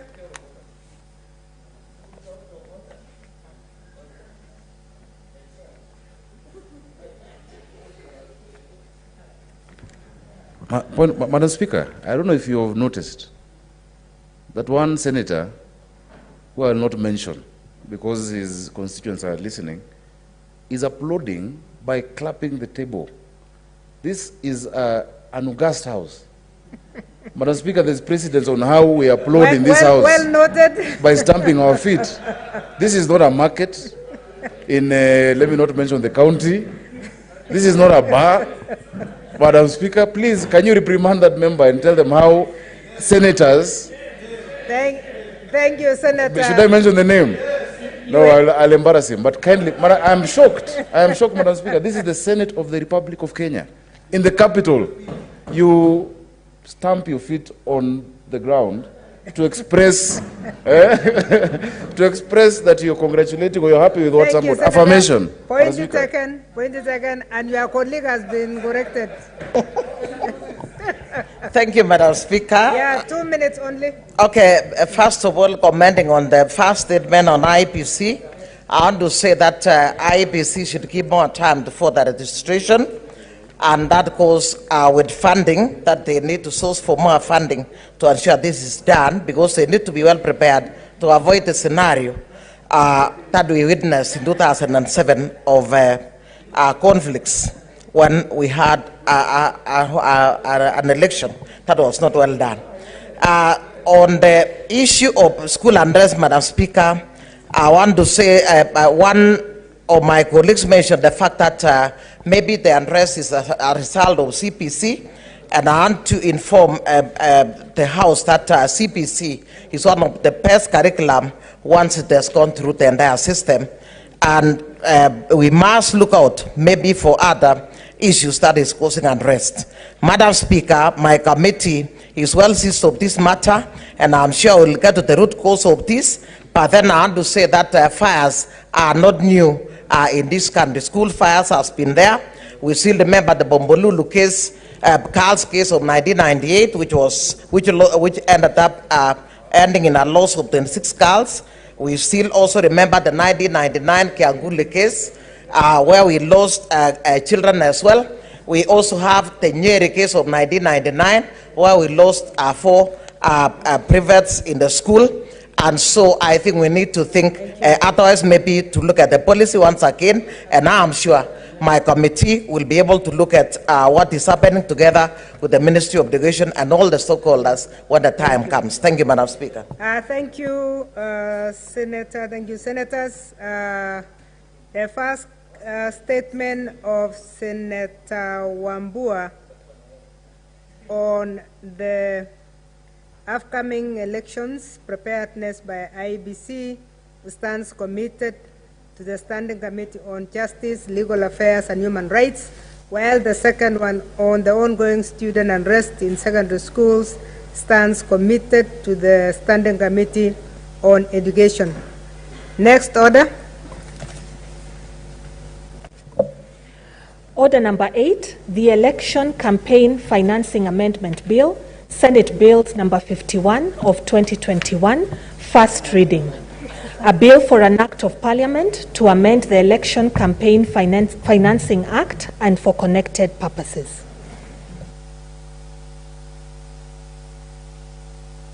Order number 9, motion rescinding the resolution of the Senate on approval of senators to serve in the Committee of Powers and Privileges. Senator Faria, she was here. Oh, okay. Majority Leader is here. Thank you. Thank you, Madam Speaker. Madam Speaker, I wish to move the motion. To move the motion that reads rescinding the resolution of the Senate on approval of the senators to serve in the Committee of the Powers and Privileges, that pursuant to Standing Order 58-2, the Senate rescinds its resolution made on Thursday, 16 September 2021, on the approval of senators to serve in the committee. This is the decision of the House and also House Business Committee. I therefore move the motion and request Senator Milgo to second.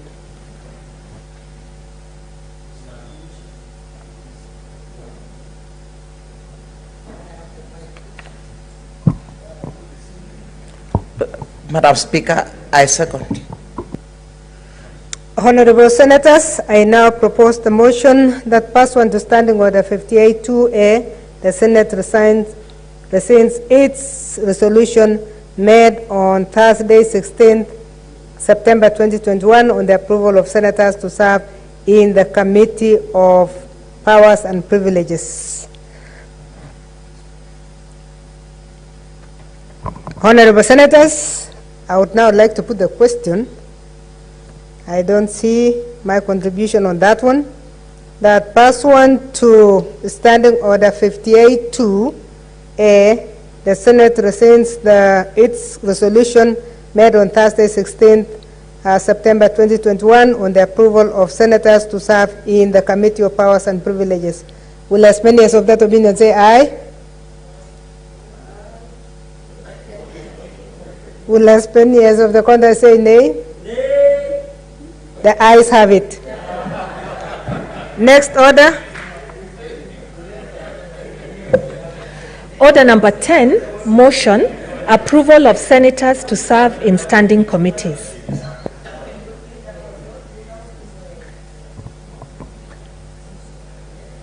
Leader of majority. Thank you, Madam Speaker. I wish to move the motion that approves senators to serve in the standing committee, that notwithstanding the resolution of the Senate made on 14th December 2017, 14th February 2018, 21st February 2018, 21st November 2018, 20th March 2019, 19th June 2019, 28th April 2020, and 24th June 2020 on the approval of senators to serve in various standing committees of the Senate and pursuant to Standing Orders 189-218. The second schedule to the standing orders, the Senate approves the following senators nominated nominated by the Senate Business Committee to serve in the standing committee of the Senate as follows. Number 1, Standing Committee on Energy, Senator Haji Abdul Mohamed MP to serve as a member. Number 2, Standing Committee on Justice, Legal Affairs and Human Rights, Senator Isaac Ngugi Githua MP to serve as a member. Number 3, Standing Committee on National Security, Defense and Foreign Relations, Senator Gideon Moi CBS MP to serve as a member. Madam Speaker, this is also to place the senators who have come in new, who have just been sworn in, especially the first two, and number 3 is also to place Senator Gideon Moi to serve in the Committee of National Security. And this is the matter that has been canvassed both at the Leadership and also House Business Committee. And I request Senator Milgo to second the same also. Thank you. Senator Milgo. Madam Speaker, I second. Honorable Senators, I would now like to propose the motion that notwithstanding the resolutions of the Senate made on the 14th December 2017, 14th February 2018, 21st February 2018, 21st November 2018, 20th March 2019, 19th June 2019, 28th April 2020, and 24th June 2020 on the approval of senators to serve in various standing committees of the Senate and pursuant to the Standing Orders 189-218 and the second schedule of the standing orders, the Senate approves the following senators nominated by the Senate Business Committee to serve in the standing committees of the Senate as follows. 1, Standing Committee on Energy, Senator Haji Abdul Mohamed MP to serve as a member. 2, Standing Committee on Justice, Legal Affairs and Human Rights, Senator Isaac Ngugi Githua MP to serve as a member. 3, Standing Committee on National Security, Defense and Foreign Relations, Senator Gideon Moi CBS MP to serve as a member. Senator Githua Ngugi Isaac. Thank you, Madam Speaker. Madam Speaker, I have no problem serving in that committee, but I have had discussions going around about the suitability of some of us to be leaders, even on at committee levels. Madam Speaker, I need to stand firm and say that we need to be real, and we came in as replacements. There are people that we replaced, and I think it can only be good if we replace our predecessors in the committees that they were in. Madam Speaker, that issue of saying someone is too young to serve in any committee It is completely out of order. Madam Speaker, if I were there in 1963, when we were fighting for our independence, probably I would be Minister for Defense, because as you see how the first cabinet was constituted, it was constituted majorly by the young men of that time, and therefore... Senator Kachwang has a point of order. Madam Speaker, Senator Githua is in my committee, and so I didn't want to disrupt his train of thought. But it has been the tradition that when you are the beneficiary of a motion, you do not contribute to it. This motion lists Senator Githua as having been placed in a committee. I just wanted to advise him and also seek your indulgence, Madam Speaker, that unless Senator Githua wants to extricate himself from these committees where he's being proposed, he should then allow other members of the House to be the ones to discuss his suitability to be in that committee. It has been our tradition that if you are the beneficiary, you let other members debate. Senator Githua, I hope you are advised. I actually didn't realize that I gave you first. I should have given you last, so that you either accept or not accept, but allow members to discuss that position. Because Madam Speaker, there are also very honorable members in the committee you are being sent in, and if you make it look like that committee of Justice, Legal Affairs, and Human Rights is not as comfortable, then you are talking to members of the same committee, one of whom is sitting next to you, a very senior lawyer, my first PhD in law at Moi University. So please allow members, don't persuade them in any direction. Let them discuss this motion on their own. Thank you, Madam Speaker. I stand guided. I was speaking on behalf of the silent majority. Thank you, Senator Olekina Ledama. Madam Speaker, I rise to support this motion. I think it's about time that... Senator Cherargei, I hope you are not talking to yourself. Madam Speaker, I think we should give him some water. He might be very thirsty. worrying. Madam Speaker, I rise to support this motion. I believe it's time that we really try to create quorums in some of these committees. You know, the changes which have been proposed by the House Business Committee brought today to replace some of our colleagues who have departed. Sometimes it's quite difficult when you want to be able to raise quorum in any committee, particularly, let's say, on the Committee of Energy, where members are probably spread to other committees, the Committee on Legal Affairs. And this is a very, very interesting time for us when we are debating various legislation proposals, particularly on the Elections Committee. It would be important for the Committee on Legal and Justice Affairs to have full members. So I fully support this, and I hope that we can be able to move forward and actually make all the changes that we need to change, accept that we have a very short time to work for these Kenyans who have given us an opportunity to serve them in this country. Because sometimes, Madam Speaker, this debate on committees, on which member to serve on which committee, really takes a very different and wrong turn. And it's all because of personal interest. So I think let us all agree that the shortest time we have, in the middle of all these recesses that we get, the Committee on Energy, the Committee on Devolution, the Committee on Justice and Legal Affairs, the Committee on Labor, all these committees that requires members to be filled in. For those who want to work, Madam Speaker, you can tell, look at the House today.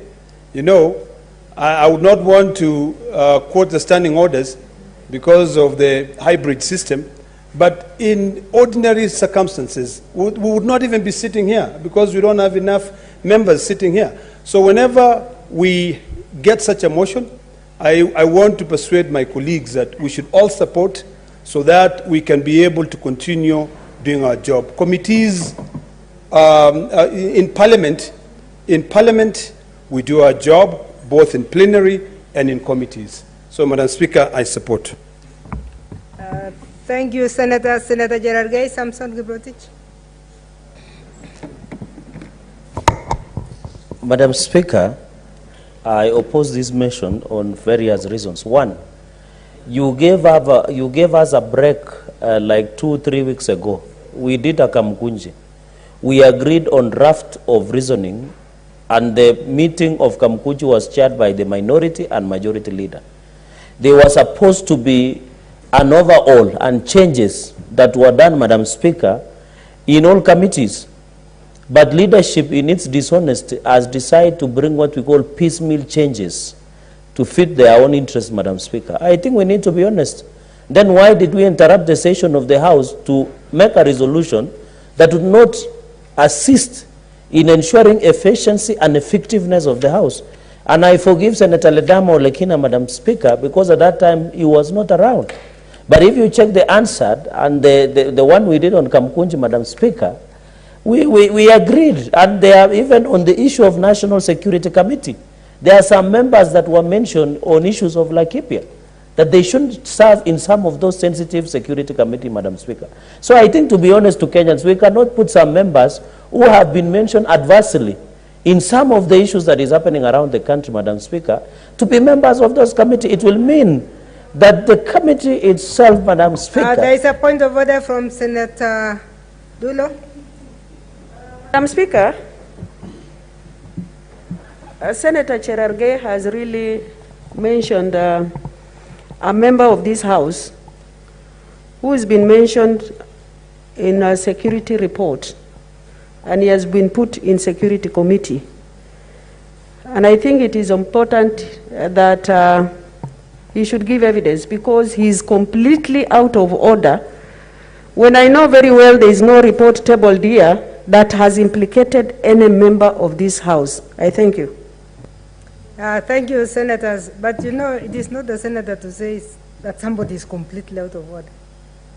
You ask whether somebody is in order, then we can be able to deal. But Senator Gerard Gay, it is true you have made two statements that I thought were attracting the attention of members. You don't really have to insinuate or say something negative about a member before a proper discussion is done. And by the way,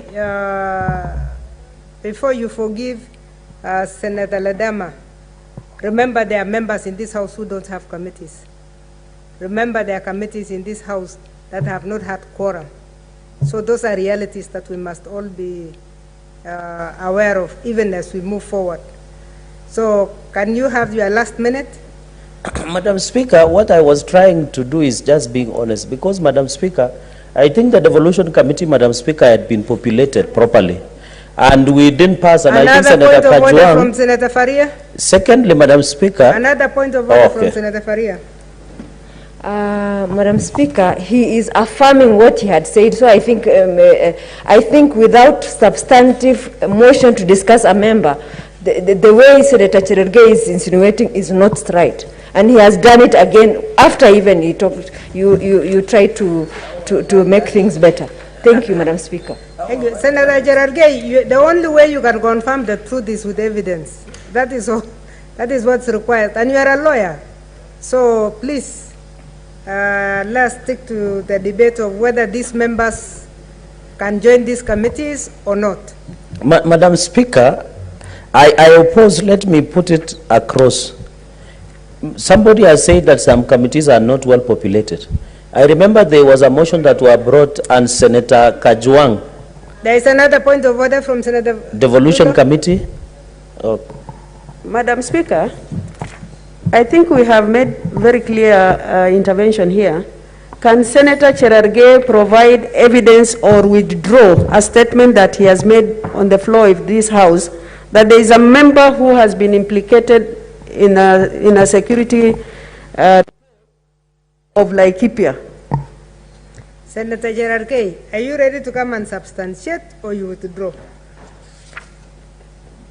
Madam Speaker, there was a member of the Security Committee. It is unanswered, and if you can give me time, I can retrieve. Not answered, is there a report that is implicating? It was made by a member of the Committee of National Security. It is on record. And What it was is made? unanswered. What was That made? some of the members of this House, or specifically some of the members of this House, had been mentioned during their Senator visit Gerard Gay. to Laikipia. Senator Gerard Gay, I hope you are not repeating what that member said if it was just a mention. Because then it means both members are really putting the House in disrepute. So, Is there evidence that you have that you can defend your own self? But Madam Speaker, for the interest of the House, I withdraw and reframe it like this. Thank you very much. I think that removes the intervention. Can I have my last minute? You said you have withdrawn, and I want to make the final comment on... no, you need to apologize because I can see Kajwang is ready, and I can see Senator Lakina is ready. What is happening, Madam Speaker? I'm not getting why our members ready. Over Yes. Okay, on a point of order, Kachwang. Madam Speaker, we need to be extremely careful how we prosecute business in this House. Just a week or two back, Senator Cherargei, it was mentioned on the floor of this House that he wasted taxpayers' money by going to the US, to Boeing, to inspect aeroplanes, and then he brings back a report without a recommendation. But because the House did not take a resolution on that matter, we cannot hold it against him. And so, Madam Speaker, it cannot be that if a member said something on the floor of this House, taking advantage of parliamentary privilege, that can be taken as a resolution. And so, Madam Speaker, is Senator Cherargei really in order? As you have already advised him, that he cannot refer to banter in the House, because if we are going to rely on banter, Madam Speaker, we should be asking the EACC to investigate Senator Cherargei for going to Boeing to inspect aeroplanes. Senator Madam Kachwang, Speaker. he has withdrawn. What he has not done, again, according to our standing orders, is to withdraw and apologize. Yeah. He has apologized already.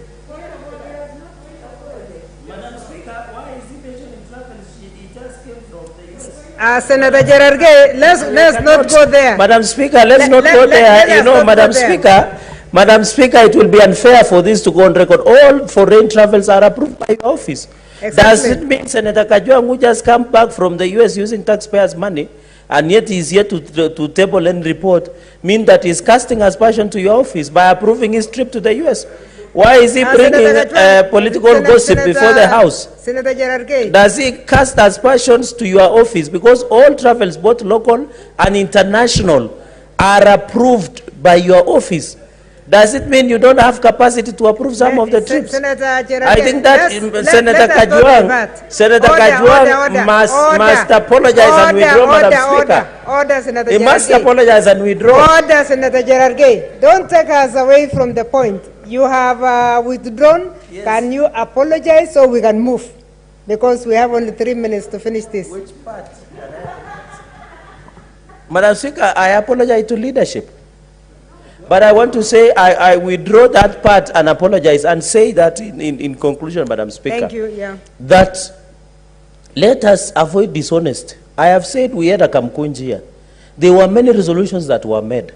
We agreed that members who have specific interests should be prevented or should not be populated in committees that they have been adversely or have adverse conflict of interest, Madam Speaker.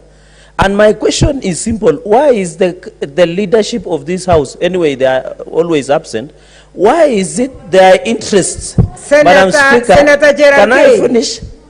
Senator Gerard Gay, I had only 30 seconds, Madam Speaker. No, you had withdrawn, you have apologized, now you are taking us back because we are saying we are not discussing that unless you are coming with evidence. If the leadership did not receive any evidence, then they don't have any reason why Madam they should Speaker, not. I thought I was sitting in that Kamkunji. You gave us a break and it can be checked. Senator Gerard Gay. Order, Senator Gerard Gay. The Kamukunji made the decisions they made. If you have any evidence against how the leadership moved forward, you need to bring it here. Because if there is no evidence, then that evidence did not reach the leadership. That's why they made the decisions they did. But what we have insisted is that we must ensure that members are in committees. We cannot block these members from going to committees because of allegations that have no evidence. And we have said, let's protect every member of this House, you included. We don't want anything that has no evidence. I think we are done. Your minute is over. Senator Haji Faria Ali. Can I conclude? I oppose. Thank you. Yes.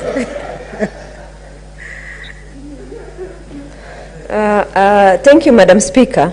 I think Senator Cherargei should have been made to withdraw again because he continued in the same line. But you are also going that direction, and I want to caution you. Okay. Yeah, please contribute to the motion. Okay, Madam Speaker, one of the resolutions of the Kamukunji included CPIC membership. And Madam Speaker, as you're aware, the term of CPIC is ending 2nd of December. And a new committee will be constituted anyway. And if there are any anomalies on that committee, then they can be addressed at that time. And that is why, this was not, there were so many committees that the changes were affecting. And that is why I think the leadership decided that let us not do that major reshuffle. There are committees like the Senator Kajwang's committee that was suffering, that problem was sorted. And now, because there are senators who are without committees and they would like to work and they can't work and they can't wait until the new term of now, January, for the other committees to be constituted properly, then it was felt that let this committee be, just the gaps to be replaced. And this is a party issue, Madam Speaker. So the resolution of the, sometimes you can make a resolution, but once you do the analysis, you see something that it's not implementable. And it is not strategic in terms of to make that kind of decision. Since the session is ending, there was no need to do a major, because the list that had contentions had a major shift. This one is just replacing members who have either through death or other, actually through death in both cases. So their slots are being replaced with other members. So I think this should not even raise a major issue. There are only 3 members being replaced in 3 committees. Surely that is not too much to ask. And I support, and I wish the other senators support. Thank you very much, Madam Speaker. Thank you, Senator Nyamunga Rose. Thank you, Madam Speaker, for giving me this opportunity just to add 1 or 2 comments on the constitution of the committees. Madam Speaker, I don't think that it is right for us to hold our committees at ransom, that we cannot operate. We are here to serve the interest of Kenyans. I remember that about 2 weeks ago, we could not function in the devolution committee. And not only that, there were several committees that could not function for almost 2-3 months, since Senator Kabaka passed on, and then Senator Prengei. So it is not good for us to all the time. Senator Cherargei, what is out of order? Madam Speaker, I rise on point of order on standing order number 35. Standing order number 35, which says a quorum of the Senate or a committee of the all shall be 15 senators. Looking around, Madam Speaker, I can confirm that the House does not have the necessitated number of senators, and I request yourself to guide us so that we don't, Madam Speaker.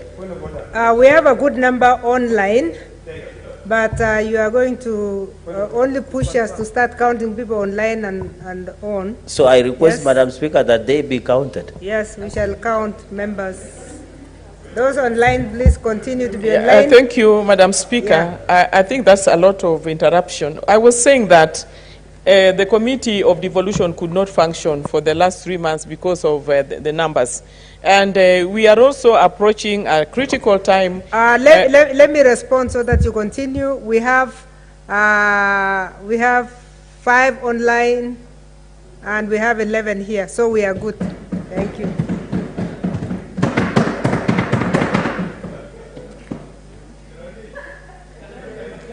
Yeah, please allow us. Yeah, Madam Speaker, I'm just concluding my the few points that I wanted to make. I think we should be more serious. We are almost coming to the end of this 12th Parliament, and it's unfortunate that so many things are pending. A lot of questions and petitions that we are getting from the public. So I think it is important that we don't drag this House behind. We constitute the committees. Some of them have been constituted already, like the Devolution Committee and others. So let's move forward and give Kenyans what they deserve. So I support this, and also I would like to tell a few of our members that wherever you are placed, it doesn't matter. You are competent enough to to serve in any committee. So whatever it is, you just need maybe 1 or 2 sittings for anybody to understand what's going on in the respective committees. So it is unfortunate for anybody to decline some of these placements, but it's important that we accept and move on so that we give a proper service to our people. I thank you, Madam Speaker, and I support the constitution of the committees. Thank you. Thank you, Honorable Senators. May I now propose the question, which is that notwithstanding the resolutions of the Senate made on 14th December 2017, 14th February 2018, 21st February 2018, 21st November 2018, 20th March 2019, 19th June 2019, 28th April 2020, and 24th June 2020 on the approval of the senators to serve in various standing committees of the Senate, and pursuant to Standing Orders 189, 2018, and the second schedule of the standing orders, the Senate approves the following senators nominated by the Senate Business Committee to serve in the standing committees of the Senate as follows. 1. Standing Committee on Energy, Senator Haji Abdul Mohammed MP to serve as a member. 2. Standing Committee on Justice, Legal Affairs and Human Rights, Senator Isaac Ngugi Kithua MP to serve as member. 3. Standing Committee on National Security, Defense and Foreign Relations, Senator Gideon Moy, CBS MB to serve as a member. Will as many as of that opinion say aye? Aye. Will as many as of the contrary say nay? Nay. The ayes have it. Next order. Order number 11, motion, adoption of the report of the Standing Committee on Finance and Budget on the status of Kenya's stock of public debt.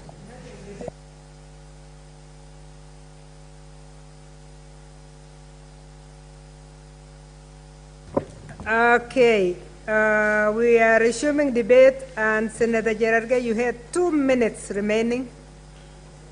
2 minutes, adoption of the report of Standing Committee on Finance and Budget.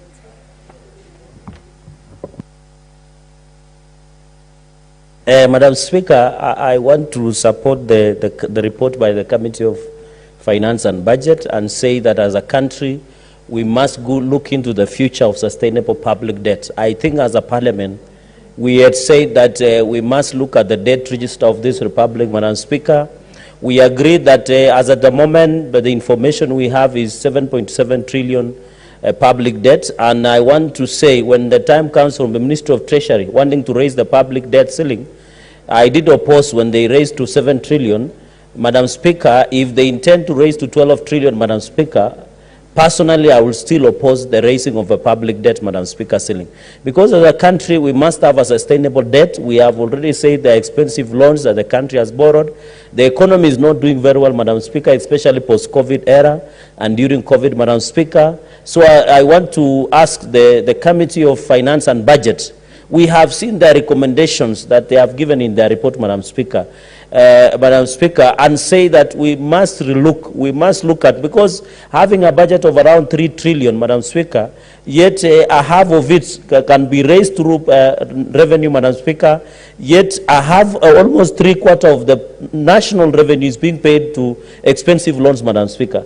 And you remember even the media had asked the President then to provide evidence that the ownership of Mombasa Port is not with the Chinese as a collateral, Madam Speaker. So I think going into the future, we must agree how many national assets, as I conclude, If the Chinese loans, for example, and other World Bank structural adjustment programs, how many of our national assets, like Jomo Kenyatta International Airport, the LAPSET project, the Mombasa port, how many of those national assets are with our debtors, are with the Chinese loans, are with other loans, World Bank, and other structural adjusted programs, Madam Speaker. Finally, Madam Speaker, the country should not allow itself to use what we had in early 90s through World Bank called structural adjust programs.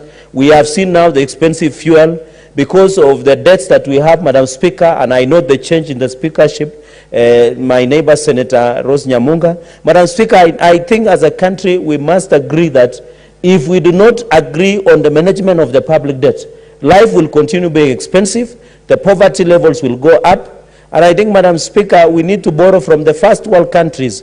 And it is good people like Ladama or Lakina have been in the countries that are first world, and they should be able to assist the government in terms of managing the public debt.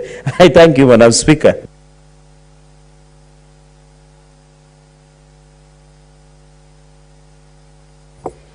Senator Professor Kindiki Githure.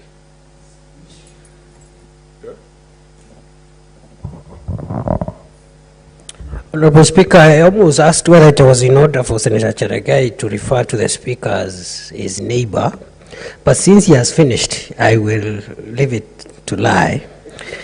Honorable Speaker, the stockpiling of debt is a matter of grave national concern. And at the moment, the total debt in this country remains unclear, and the executive continues to deny that they have mortgaged the country and that the debt is not sustainable. Honorable Speaker, at 70% of GDP, Kenya's debt is not sustainable, and I'll explain why. It is not sustainable because I know in many countries the level of debt is quite high compared to GDP. For example, the United States of America is about 110%. In Singapore, it's about 165%. In Japan, it is 250% of GDP, etc., etc. However, Honorable Speaker, we should not be deluded that this country can sustain the debt levels currently at 70% of GDP. And there are two main reasons for this, Honorable Speaker. The first one is who owns the debt. While the countries I've cited, the debt is owned by locals. Our debt, most of it is owned by foreigners.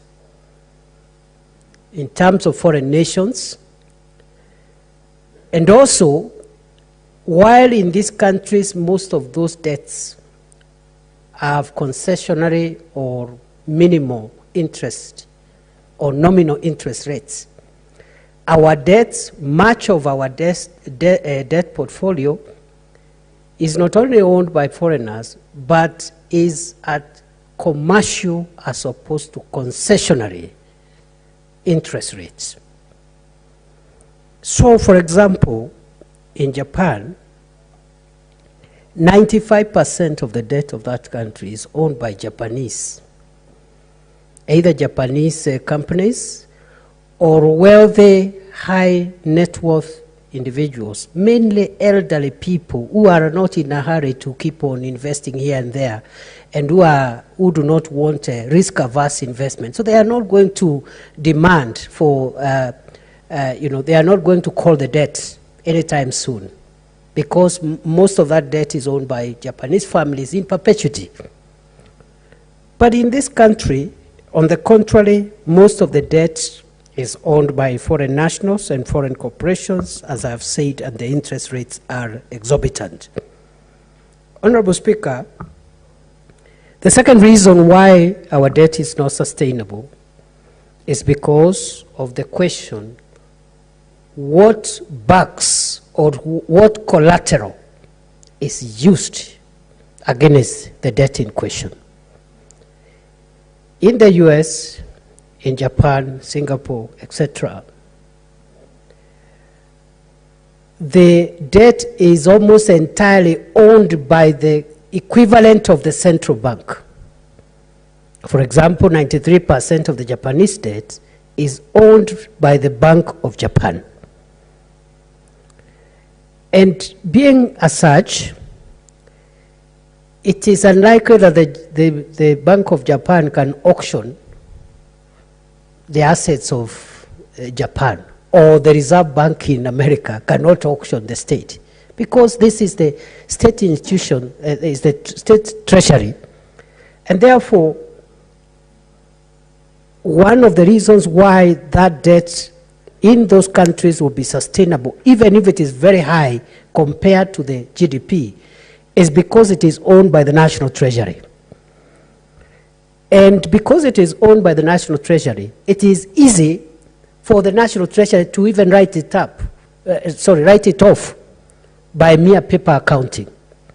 That is not the case in our country. Also, the debt in the countries with high levels of debt to GDP ratio is backed by a very strong manufacturing industry.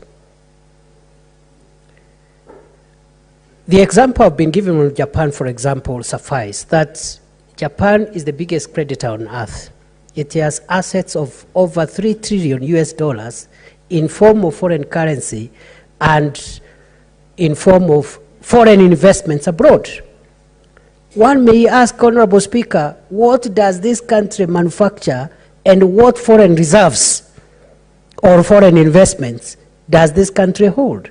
So it means, therefore, if we default, and we are likely to default, this country will lose the international airport, as it has happened or is almost happening in Zambia. Zambia is about to lose the international airport. It's also, I think, the same country is about to lose the utility, the power utility farm, the equivalent of Kenya Power, to Chinese creditors. A country like Sri Lanka is actually almost losing the main seaport in Colombo to Chinese creditors.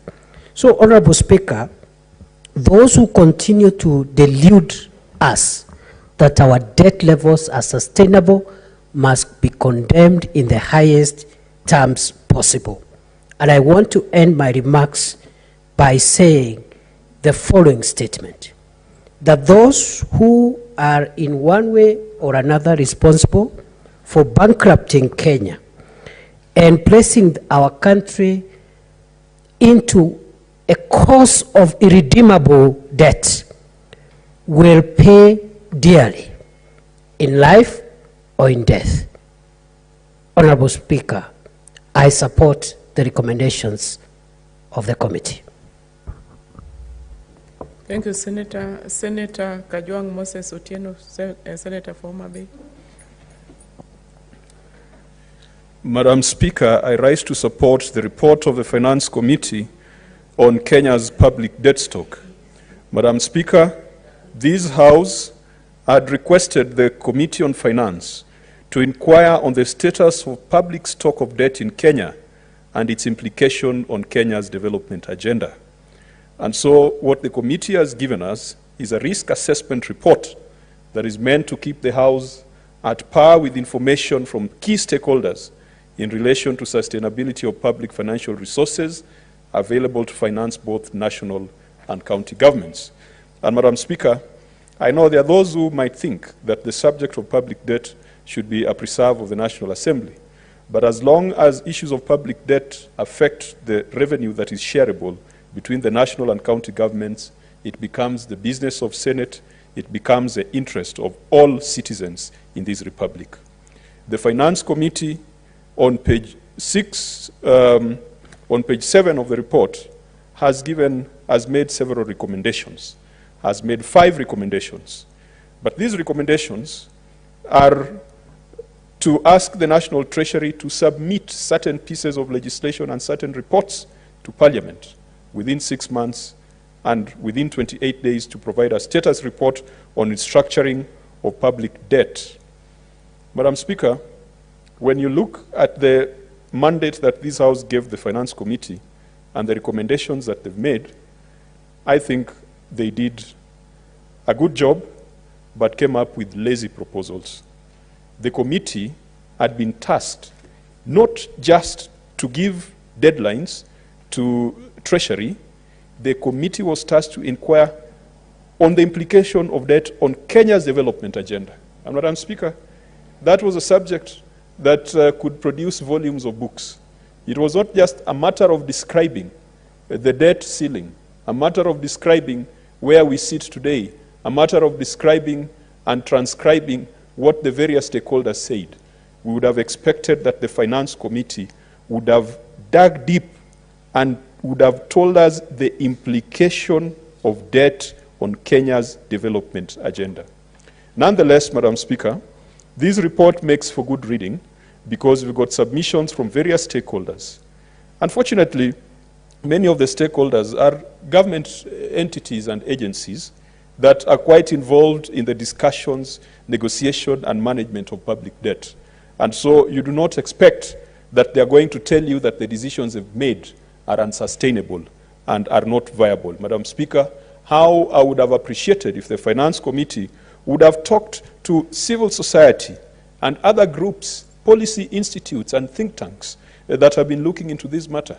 Madam Speaker, we established the Kenya Institute of Public Policy and Research and Analysis. It is a statutory body established by an Act of Parliament with some very eminent persons. And yet, I have rarely seen a report of this House that is quoting what Kipra has said. Why do we waste resources by setting up such a high-level public policy institute, and yet we do not want to benefit from it? If you're going to ask Treasury whether the debt is sustainable, definitely they will tell you the debt is sustainable because they're responsible for it. We would have expected people like Kipra, people like Institute of Economic Affairs and other civil society players to make an input. To that extent, Madam Speaker, I think that this report is not complete, and that's perhaps the reason why, as I said earlier, the recommendations are a bit lazy. We do not disagree that governments, that borrowing is a bad thing. Madam Speaker, even in our private matters, we all borrow. Because if you want to step from your position to a position of greater economic empowerment, you have to take some risks. And borrowing is one of those risks because you borrow with the hope that you're going to, like the parable of talents, do something with it so that it becomes bigger than what you had borrowed and you can pay back. And Madam Speaker, a few years ago when we took to the streets and when we were calling for transparency and disclosure on the Eurobond that the nation had taken, some of us were called names. In fact, there were insinuations, even by members in this House then, who were leading this House, that some of us had lost our marbles because they were asking why we were demonstrating outside on issues of Eurobond when we could have sorted that matter today. Madam Speaker, I'm happy that today there are few souls who have become Paul because they are now proclaiming a curse on those who have bankrupted this nation through borrowing of the Eurobond style. Madam Speaker, we went to the streets. We went to the central bank. And Madam Speaker, I see the former leader of majority is looking at me a bit suspiciously. I'm not referring to him, even though he just proclaimed a curse on those who have bankrupted this country. But he was not with us on the street when we were talking about Eurobond. He was not with us when we went to the Central Bank of Kenya. He was not with us when we were complaining that the Central Bank of Kenya gave us redacted bank account statements. He was not with us when we were complaining why the President had rejected a request by the Auditor General to go and audit the books of accounts of the Kenyan government and to confirm whether the Eurobond money came to Kenya. But, Madam Speaker, it is only a fool who does not change their minds. And on the Eurobond matter, it is captured in this report. Kenya borrowed to pay recurrent expenditure. And yet the PFM Act is clear that any borrowing should be geared towards development. And I'm glad that now we are having a candid conversation to see how we spent or we squandered the money. Even in a family, Madam Speaker, if the head of the family assuming the head of the family is a man, because even a woman can head a family. But if the man went and took a loan and charged the family land and got 1 million Kenya shillings, and the head of the family bought a tractor to till the land and to increase productivity in the family, Madam Speaker, I think that would be a bright decision that all members of the family would support. But we have seen cases where the man gets 1 million shillings from the bank and he decides to marry another wife, or he decides to go and rent a house in the nearby town so that he can be drinking tea and mandazi every morning.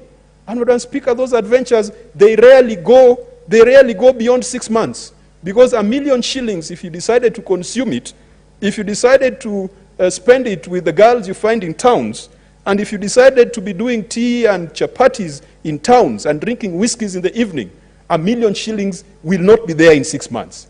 And then you will have to pay it. That is what we did with Eurobond, Madam Speaker.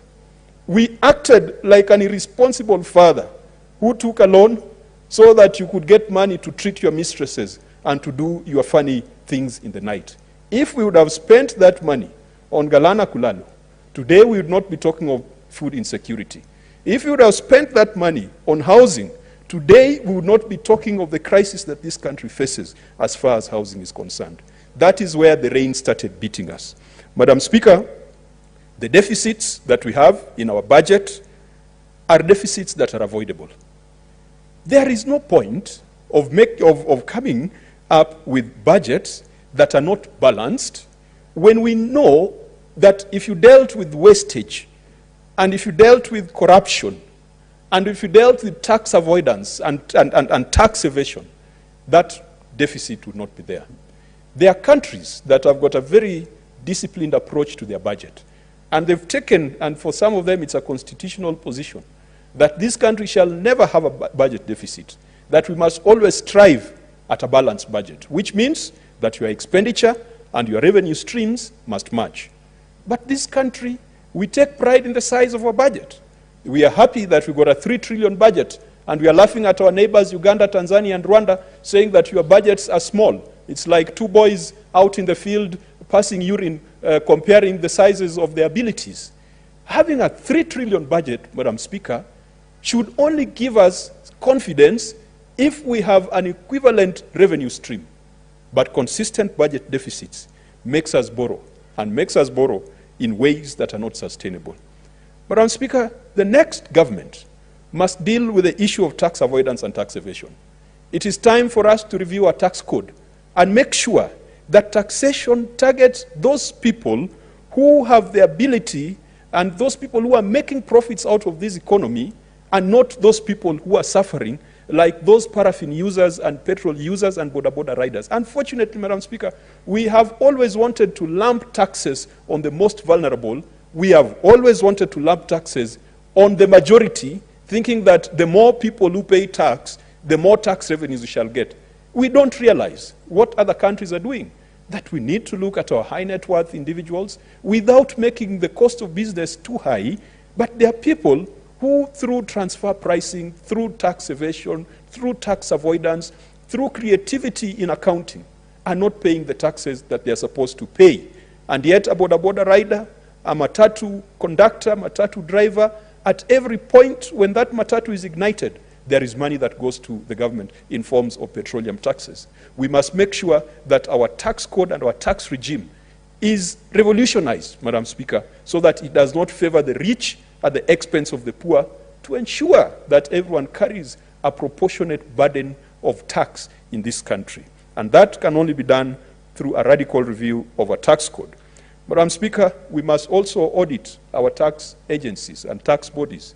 I saw that one of the state corporations, a lifestyle audit has been commenced. And I want to thank this House for passing Senator Faria's bill, the lifestyle audit bill. The next government must, within 100 days, give an order, lifestyle audit, to everyone who's at the level of director and above at the Kenya Revenue Authority. Madam Speaker, we have seen the properties they own. We have seen the things they own. And we are not saying that we don't want people to succeed. Success is what grows economies and what drives economic growth in countries. But it cannot be success by taking 30% of everything that they collect. Madam Speaker, we want to ensure that there is utmost honesty. If, as Kibaki said, kulipa ushuru ni kujitegemea, if that becomes a civic responsibility, Madam Speaker, and I remember even during the BBI conversation, some people were saying that voting should be mandatory, so that even things like paying taxes is mandatory. If we are going to compel our people to pay taxes, they must see services, and the people collecting those taxes should not be seen to be skimming part of it. But the ultimate solution, because all these things you are talking about, graft, wastage, tax evasion, tax avoidance, we are still talking about the same size of the cake. We must bake a bigger cake. Madam Speaker, the next government that will come, and Madam Speaker, I'm praying that my party forms the next government, because my party has got a leader who is passionate about unlocking productivity in the economy. Madam Speaker, we cannot grow this economy, we cannot close our deficits, we cannot have money to repay our loans if we do not revitalize agriculture. And it is not revitalizing agriculture by giving people hoes and gumboots and wheelbarrows, Madam Speaker. It is giving them modern tools to ensure that their productivity is enhanced. We have enough examples. In South Korea, the Semalundong project, Madam Speaker, which was aimed at raising rural livelihoods, was a success. And we've got leaders who can benchmark with that. In China, the villagization, some of the villagization efforts in China succeeded. Yet, next door in Tanzania, they did not succeed because it was implemented in a poor political context. Madam Speaker, agriculture, if we can add value to it, agro-processing, if we can encourage our young boys and girls to go back to the villages, to go to the lake. Madam Speaker, I see parents doing everything that they can do to educate their children, and when these children graduate from the university, they again do everything they can do to take those children to towns. They are willing to sell land so that their children can get jobs in the army. Right now, there's recruitment going on in the army. All of us here, senators, are bombarded with requests from our constituents. Everyone wants their child to join the army, the police, prisons. Who wants their child to become a fisherman? Nobody. And yet, fishing industry was a source of wealth for so many rural households in China. And that is why today, China is the largest exporter of fish, the largest processor of fish, the largest producer of fish. Why? Because they incentivized young people to go into aquaculture, and young people made money, and so the thing took off. We must encourage our children that it is okay to go back to the lake. If you came back to the lake with modern techniques, with modern boats, not as a hunter and a gatherer, you go in as a farmer, you will succeed. Madam Speaker, look at dairy farming. And in this house, I'm very proud when I see some of my colleagues every day showing us what they are doing. Madam Speaker, the Senator for Narok, Senator Ledamo Lekina, he would have chosen the traditional Maasai way of raising cattle, making sure that he's got 1,000 heads of cattle that are walking in the dust and just roaming all over. But he decided to go hybrid. And when he goes hybrid, you get higher productivity. Can we encourage our Maasai sons that they can go to the university, they can go to Oxford and Harvard, and come back and become dairy farmers? And not dairy farmers by roaming around the plains of Kisaju, they can become dairy farmers by going into high-value, hybrid production of milk and beef. Madam Speaker, tourism in this country, such a beautiful country, whenever you go to the United States or the United Kingdom, you come back to Kenya and you feel relieved that you're back at home. Why can't we ensure that we go beyond the tourism of harassing tourists to buy bangles and shukas on our beaches? Manufacturing. And that is where, Madam Speaker, export-led manufacturing is what we must focus on. We must avoid the mistake that Nigeria, our brothers, are making of import substitution and closing borders to products so that they can produce internally. Yes, there must be a careful balance between protecting your local industries and ensuring that you've got a liberal market that can see to it that your goods are productive, your goods are competitive in local and international market. And Madam Speaker, I am glad that as a member of a political party, I have a political party leader who is running for president in 2022, who is passionate, who is knowledgeable, and who has told us time and time again that his focus will be to unlock the productivity of the economy so that we can bridge our budget deficits, so that we can have money to pay back our debts, and so that in future we do not subject future generations to misery, we do not subject them to bankruptcy, as Professor Kindiki had said. We can bequeath a country that is rich to successive generations. Madam Speaker, finally, in this report, the Auditor General must be allowed to audit Kenya's debt situation. The executive blocked the Auditor General from doing so in the Eurobond matter, and Madam Speaker, that was completely out of order.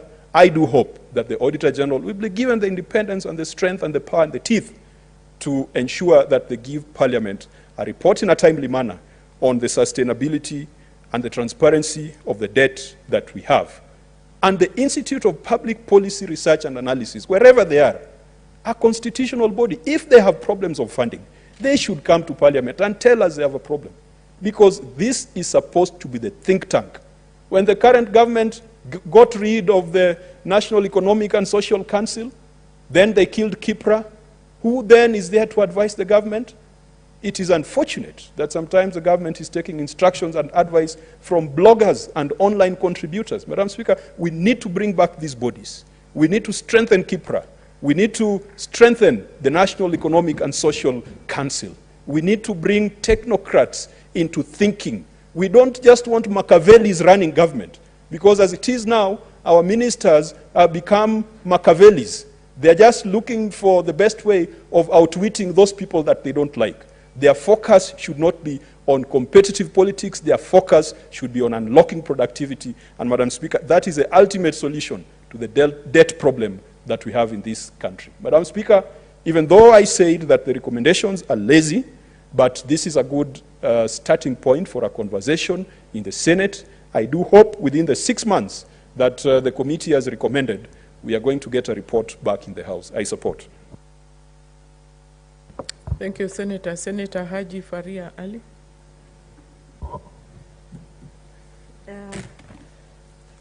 Thank you, Madam Speaker, for giving me opportunity to also contribute to this report. Madam Speaker, I just want to let you know that there has been a lot of effort also to bring down the commercial borrowings. Madam Speaker, the commercial, according to the data provided by Central Bank, the commercial debt in June 2019 was 36% of our external debt portfolio. Madam Speaker, by June 2020, that amount reduced to 31%. Madam Speaker, by June 2021, it reduced further to 28%. So, Madam Speaker, we need leadership who will take this forward to ensure that this, process continues and we continue replacing very expensive debt with cheaper ones. Madam Speaker, I also want to bring to your attention the fact that Kenyans always demand for development. And Madam Speaker, our revenues also, like all Kenyans, they want to avoid paying taxes. If all Kenyans who are eligible to pay taxes, I think we would not even need to borrow for development. We'll have enough revenues to ensure that this country reaches the development that it desires. Not only should we all pay taxes, I think those people who are working in government institutions should also be responsible for whatever little resources they get, so that, the total amount, there is value for money in whatever we do. So, all these problems is brought by, in my view, corruption on the part of Kenyans and corruption on part of the people who we gave responsibility to ensure that they take care of our property. Madam Speaker, let me even give you, our president has brought a lot of development, Madam Speaker. Let me give you a specific statistics. The tarmac roads in this country, up to June 2020, was 21,295 kilometers. tarmac roads. And Madam Speaker, during His Excellency President Uhuru Muigai's tenure alone, this country has done 10,500 kilometers. Madam Speaker, that is almost 50% of what was done in the last almost 58 years. So, Madam Speaker, this debt clearly is doing some work. But like I said before, we also need to be responsible as citizens. If you are meant to pay taxes, please pay those taxes. Then we don't need to borrow. And Madam Speaker, they are also manufacturing some, there has been some level of development in manufacturing during His Excellency's tenure. So I hope that the next president, we will have a president with integrity who will take that forward as well. Madam Speaker, also if you check, universal health care, there have been, some, as you're aware, some pilot projects with some counties, and that work is also ongoing. And Madam Speaker, all this needs money. Madam Speaker, what Kenyans should understand is that any leader who has even a little bit of integrity in their thinking and in their fiber should be able to think about how, and then people would tell you, we are going to give money to youth, we are going to empower the youth, we are going to do this, we are going to do that. No amount of economic manifesto will deliver for Kenyans unless there is a strategy to, address corruption, Madam Speaker.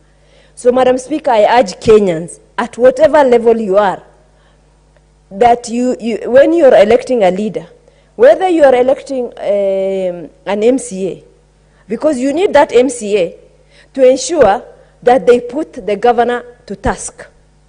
If so that whatever projects that the governors implement are, value for money.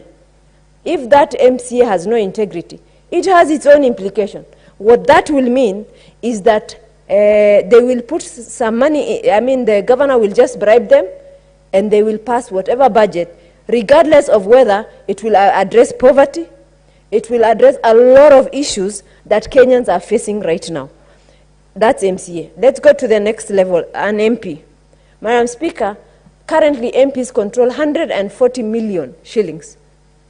They control 140 million shillings a year. When you are electing that member of parliament, can you trust him with that money to ensure that we still will, by the end of his tenure, we will still not have people who are in class under trees? How will you ensure that as a voter in this country? Did I hear you right that MPs control only 140 million? Million are CDF funds. Per person? Yes, per constituency. Yeah. Per year, yes. 140 million. So, Madam Speaker, if that money was used to good use, it can build a lot of schools. It can pay bursary fees for children who are unable to pay fees. It can do a lot of money. And when you are electing that that MP, as a member of the public who controls that power to ensure that that person, the right person, comes to power, are you in control of that?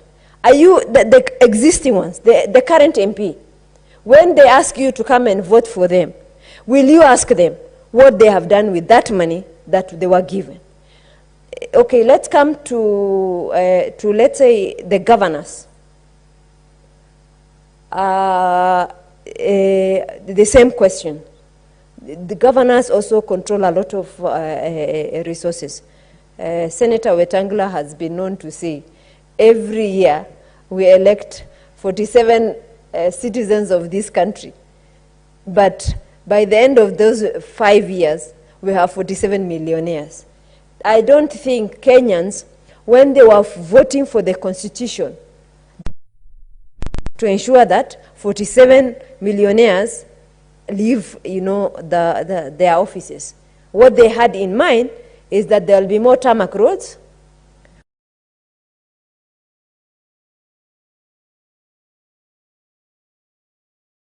of hunger and lack of water, but also even the wild animals are dying because of lack of water. What have they done? And then put them to task what they intend to accomplish. And then in your heart, do you feel that that person you want to elect as a governor, is it because he's your relative, he gave you a small amount of token to elect them, or are you sure that they will implement that manifesto that they told you to check? And the first measurement is their manifesto right in the first place? Are they addressing what is right? Madam Speaker, unless we ask as voters ourselves in those questions, then we'll never move forward. Madam Speaker, and what I want to urge Kenyans, these debts will only be sustainable if we elect a president who is going to ensure that all those works, let me tell you, roads, other major infrastructure, they take a lot of time for people to reap the fruits, for people to realize that those investments. Are we going to put another leader to succeed President Uhuru Muigai Kenyatta, who will ensure that whatever project that he has done, that we know that in the long run they pay? Are we going to elect a leader who is prudent to ensure that this debt is sustainable? Because at the end of the day, we are going to reap the fruits of whatever now our president has planted. So, Madam Speaker, the other thing is, I want to challenge Treasury. Now we are in the final year of the current government. Ensure that you pay debts of the Kenyans, the contractors and whoever, those who are legitimate contractors, those who have delivered, and ensure that they don't take a new project unless they complete the old one. Because it's only a completed project that can help Kenyans. So, Madam Speaker, I urge them to ensure that ensure all contracts are completed. Because if you pay pending bill, Madam Speaker, that improves in money circulation. Money circulation improves business, and business improves tax, because now the disposable income increases and people are able to invest, and as a result of that, there'll be more projects that can produce income, that can produce more taxes, and even the current profit that you make, the Kenyan can, it can be taxed so that you earn more money. Madam Speaker, the other reason why I support this report is that it has great recommendation, Madam Speaker. Listen to this one. Madam Speaker, this statement is as much as there are 4 recommendations. One of them has almost has almost 5, 6, 7 recommendations, and they are detailed, and these things will enhance, debt sustenance and how efficient we become. So, one of them is to ensure that best practices are applied in project appraisal. That means proper feasibility study is done, so that projects that we say, if we finish this, highway from, from Mlolongo to Westlands, how much fuel will it save? How much spare parts will it save for this? That money will be used for other things. So that takes time, but it is an income that we anticipate. So whatever money that we invest, we should do a proper feasibility study so that there is good value for money. Madam Speaker, and then it recommends that the National Treasury should publish every 3 months comprehensive debt servicing expenditure. Madam Speaker, that helps people to see what we are investing in, and then it brings more transparency, and then in case of divergence, Kenyans can question.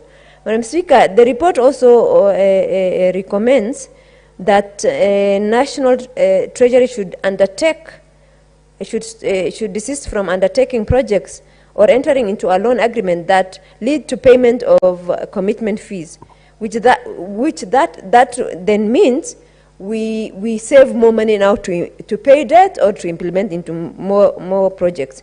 Madam Speaker, because of Article 110, if I'm not wrong, the one that stops us from discussing money bills, this committee has recommended that the National Assembly Committee of Finance and Senate Committee of Finance should, because the Senate Committee of Finance has a lot of ideas, but because of money implications, we cannot continue with that.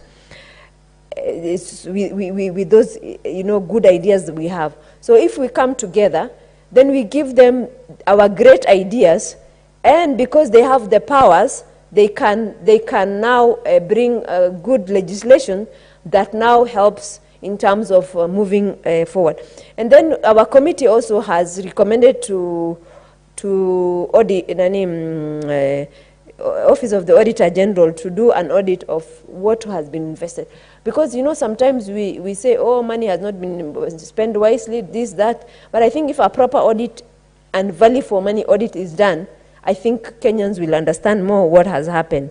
And then also that the committee has also recommended, because we have a constrained, physical space, we should ensure that now we prioritize projects that have a greater impact. So, Madam Speaker, this report has very, very good recommendations, and if they are followed and implemented, I think we'll have a greater impact in terms of how we manage our debt and in terms of ensuring that the future investments are done very well. I thank you, Madam Speaker.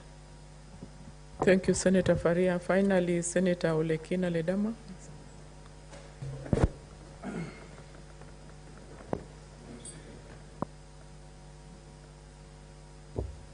Madam Speaker, I rise to support this report by the Standing Committee on Finance and Budget.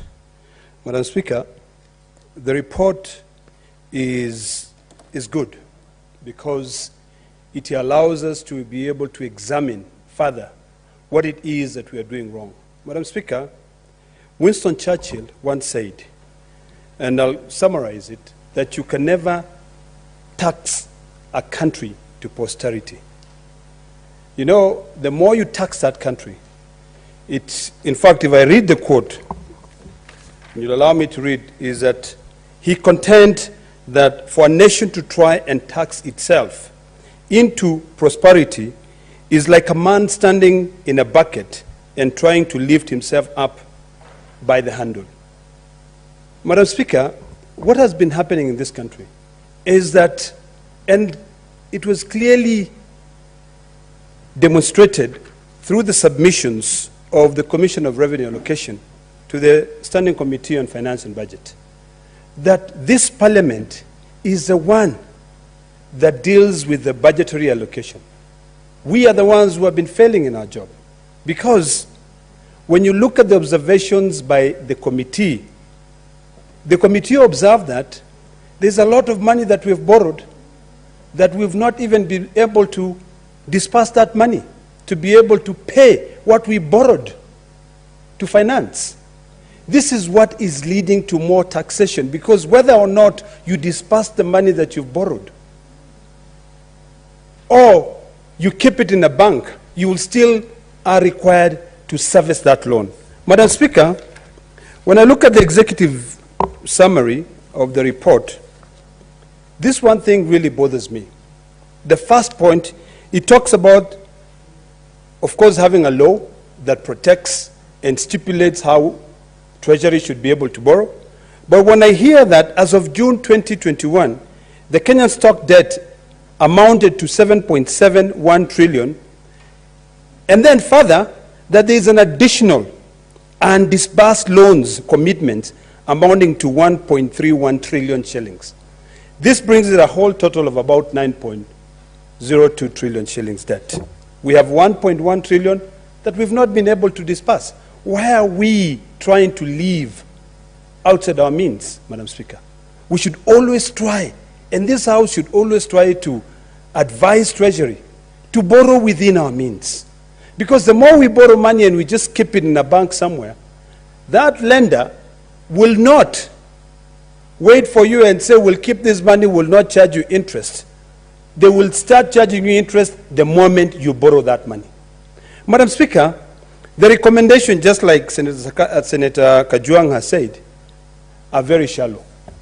What I expected to see, although I support the committee report, I expected the committee to be firm in terms of their recommendation. When I read that the National Treasury should submit within 6 months a legislative proposal setting out the appropriate fiscal consolidation measures required to reduce the public debt stock to sustained levels over the medium term. Madam Speaker, the question that immediately comes to mind is, why do we have the PFM Act that clearly stipulates on how we should borrow? I think the committee ought to have been very clear and say, Treasury, be honest. In all your dealings, in all your borrowing, be honest. The second recommendation, Madam Speaker, that the National Treasury should within 6 months operationalize the IMF debt management module. IMF, Madam Speaker, recommends that all developing countries should have at a maximum a 40% debt, percent on their GDP. Right now as we speak, and as we've been told over and over, we are currently operating on 69%. Madam Speaker, there's nothing which will change. And in 2026, Madam Speaker, it is projected that the amount of debt to GDP in this country will be about 126%. We will be dancing with about 14 to 15 trillion. That is about 140 billion US dollars. Madam Speaker, the moment we start dancing there, we'll be behaving as if we are a developing nation. And I'm not saying that debt is bad. Debt is very good. A lot of countries have been able to prosper. If you compare with a country like Japan, which the debt to GDP ratio is 235%, that country is doing well. But the difference between that country and this country of ours called Kenya is that in that country, if you are found to have stolen money, you will end up going either to jail for life or you'll end up actually be sentenced to death. Those are the disciplines that we do not have in this country. So, Madam Speaker, what I expected this committee to come out clearly and say is that Treasury, you cannot borrow if you cannot be able to demonstrate how you're going to pay. Taxing people so that you can be able to show the West that you are in a position to be able to service your loan will not help this country. Madam Speaker, a few years ago, farmers were able to import, these appliances. What do you call them? Machineries. What are they called? Farm implements. They were able to import farm implements without paying any taxes. Now,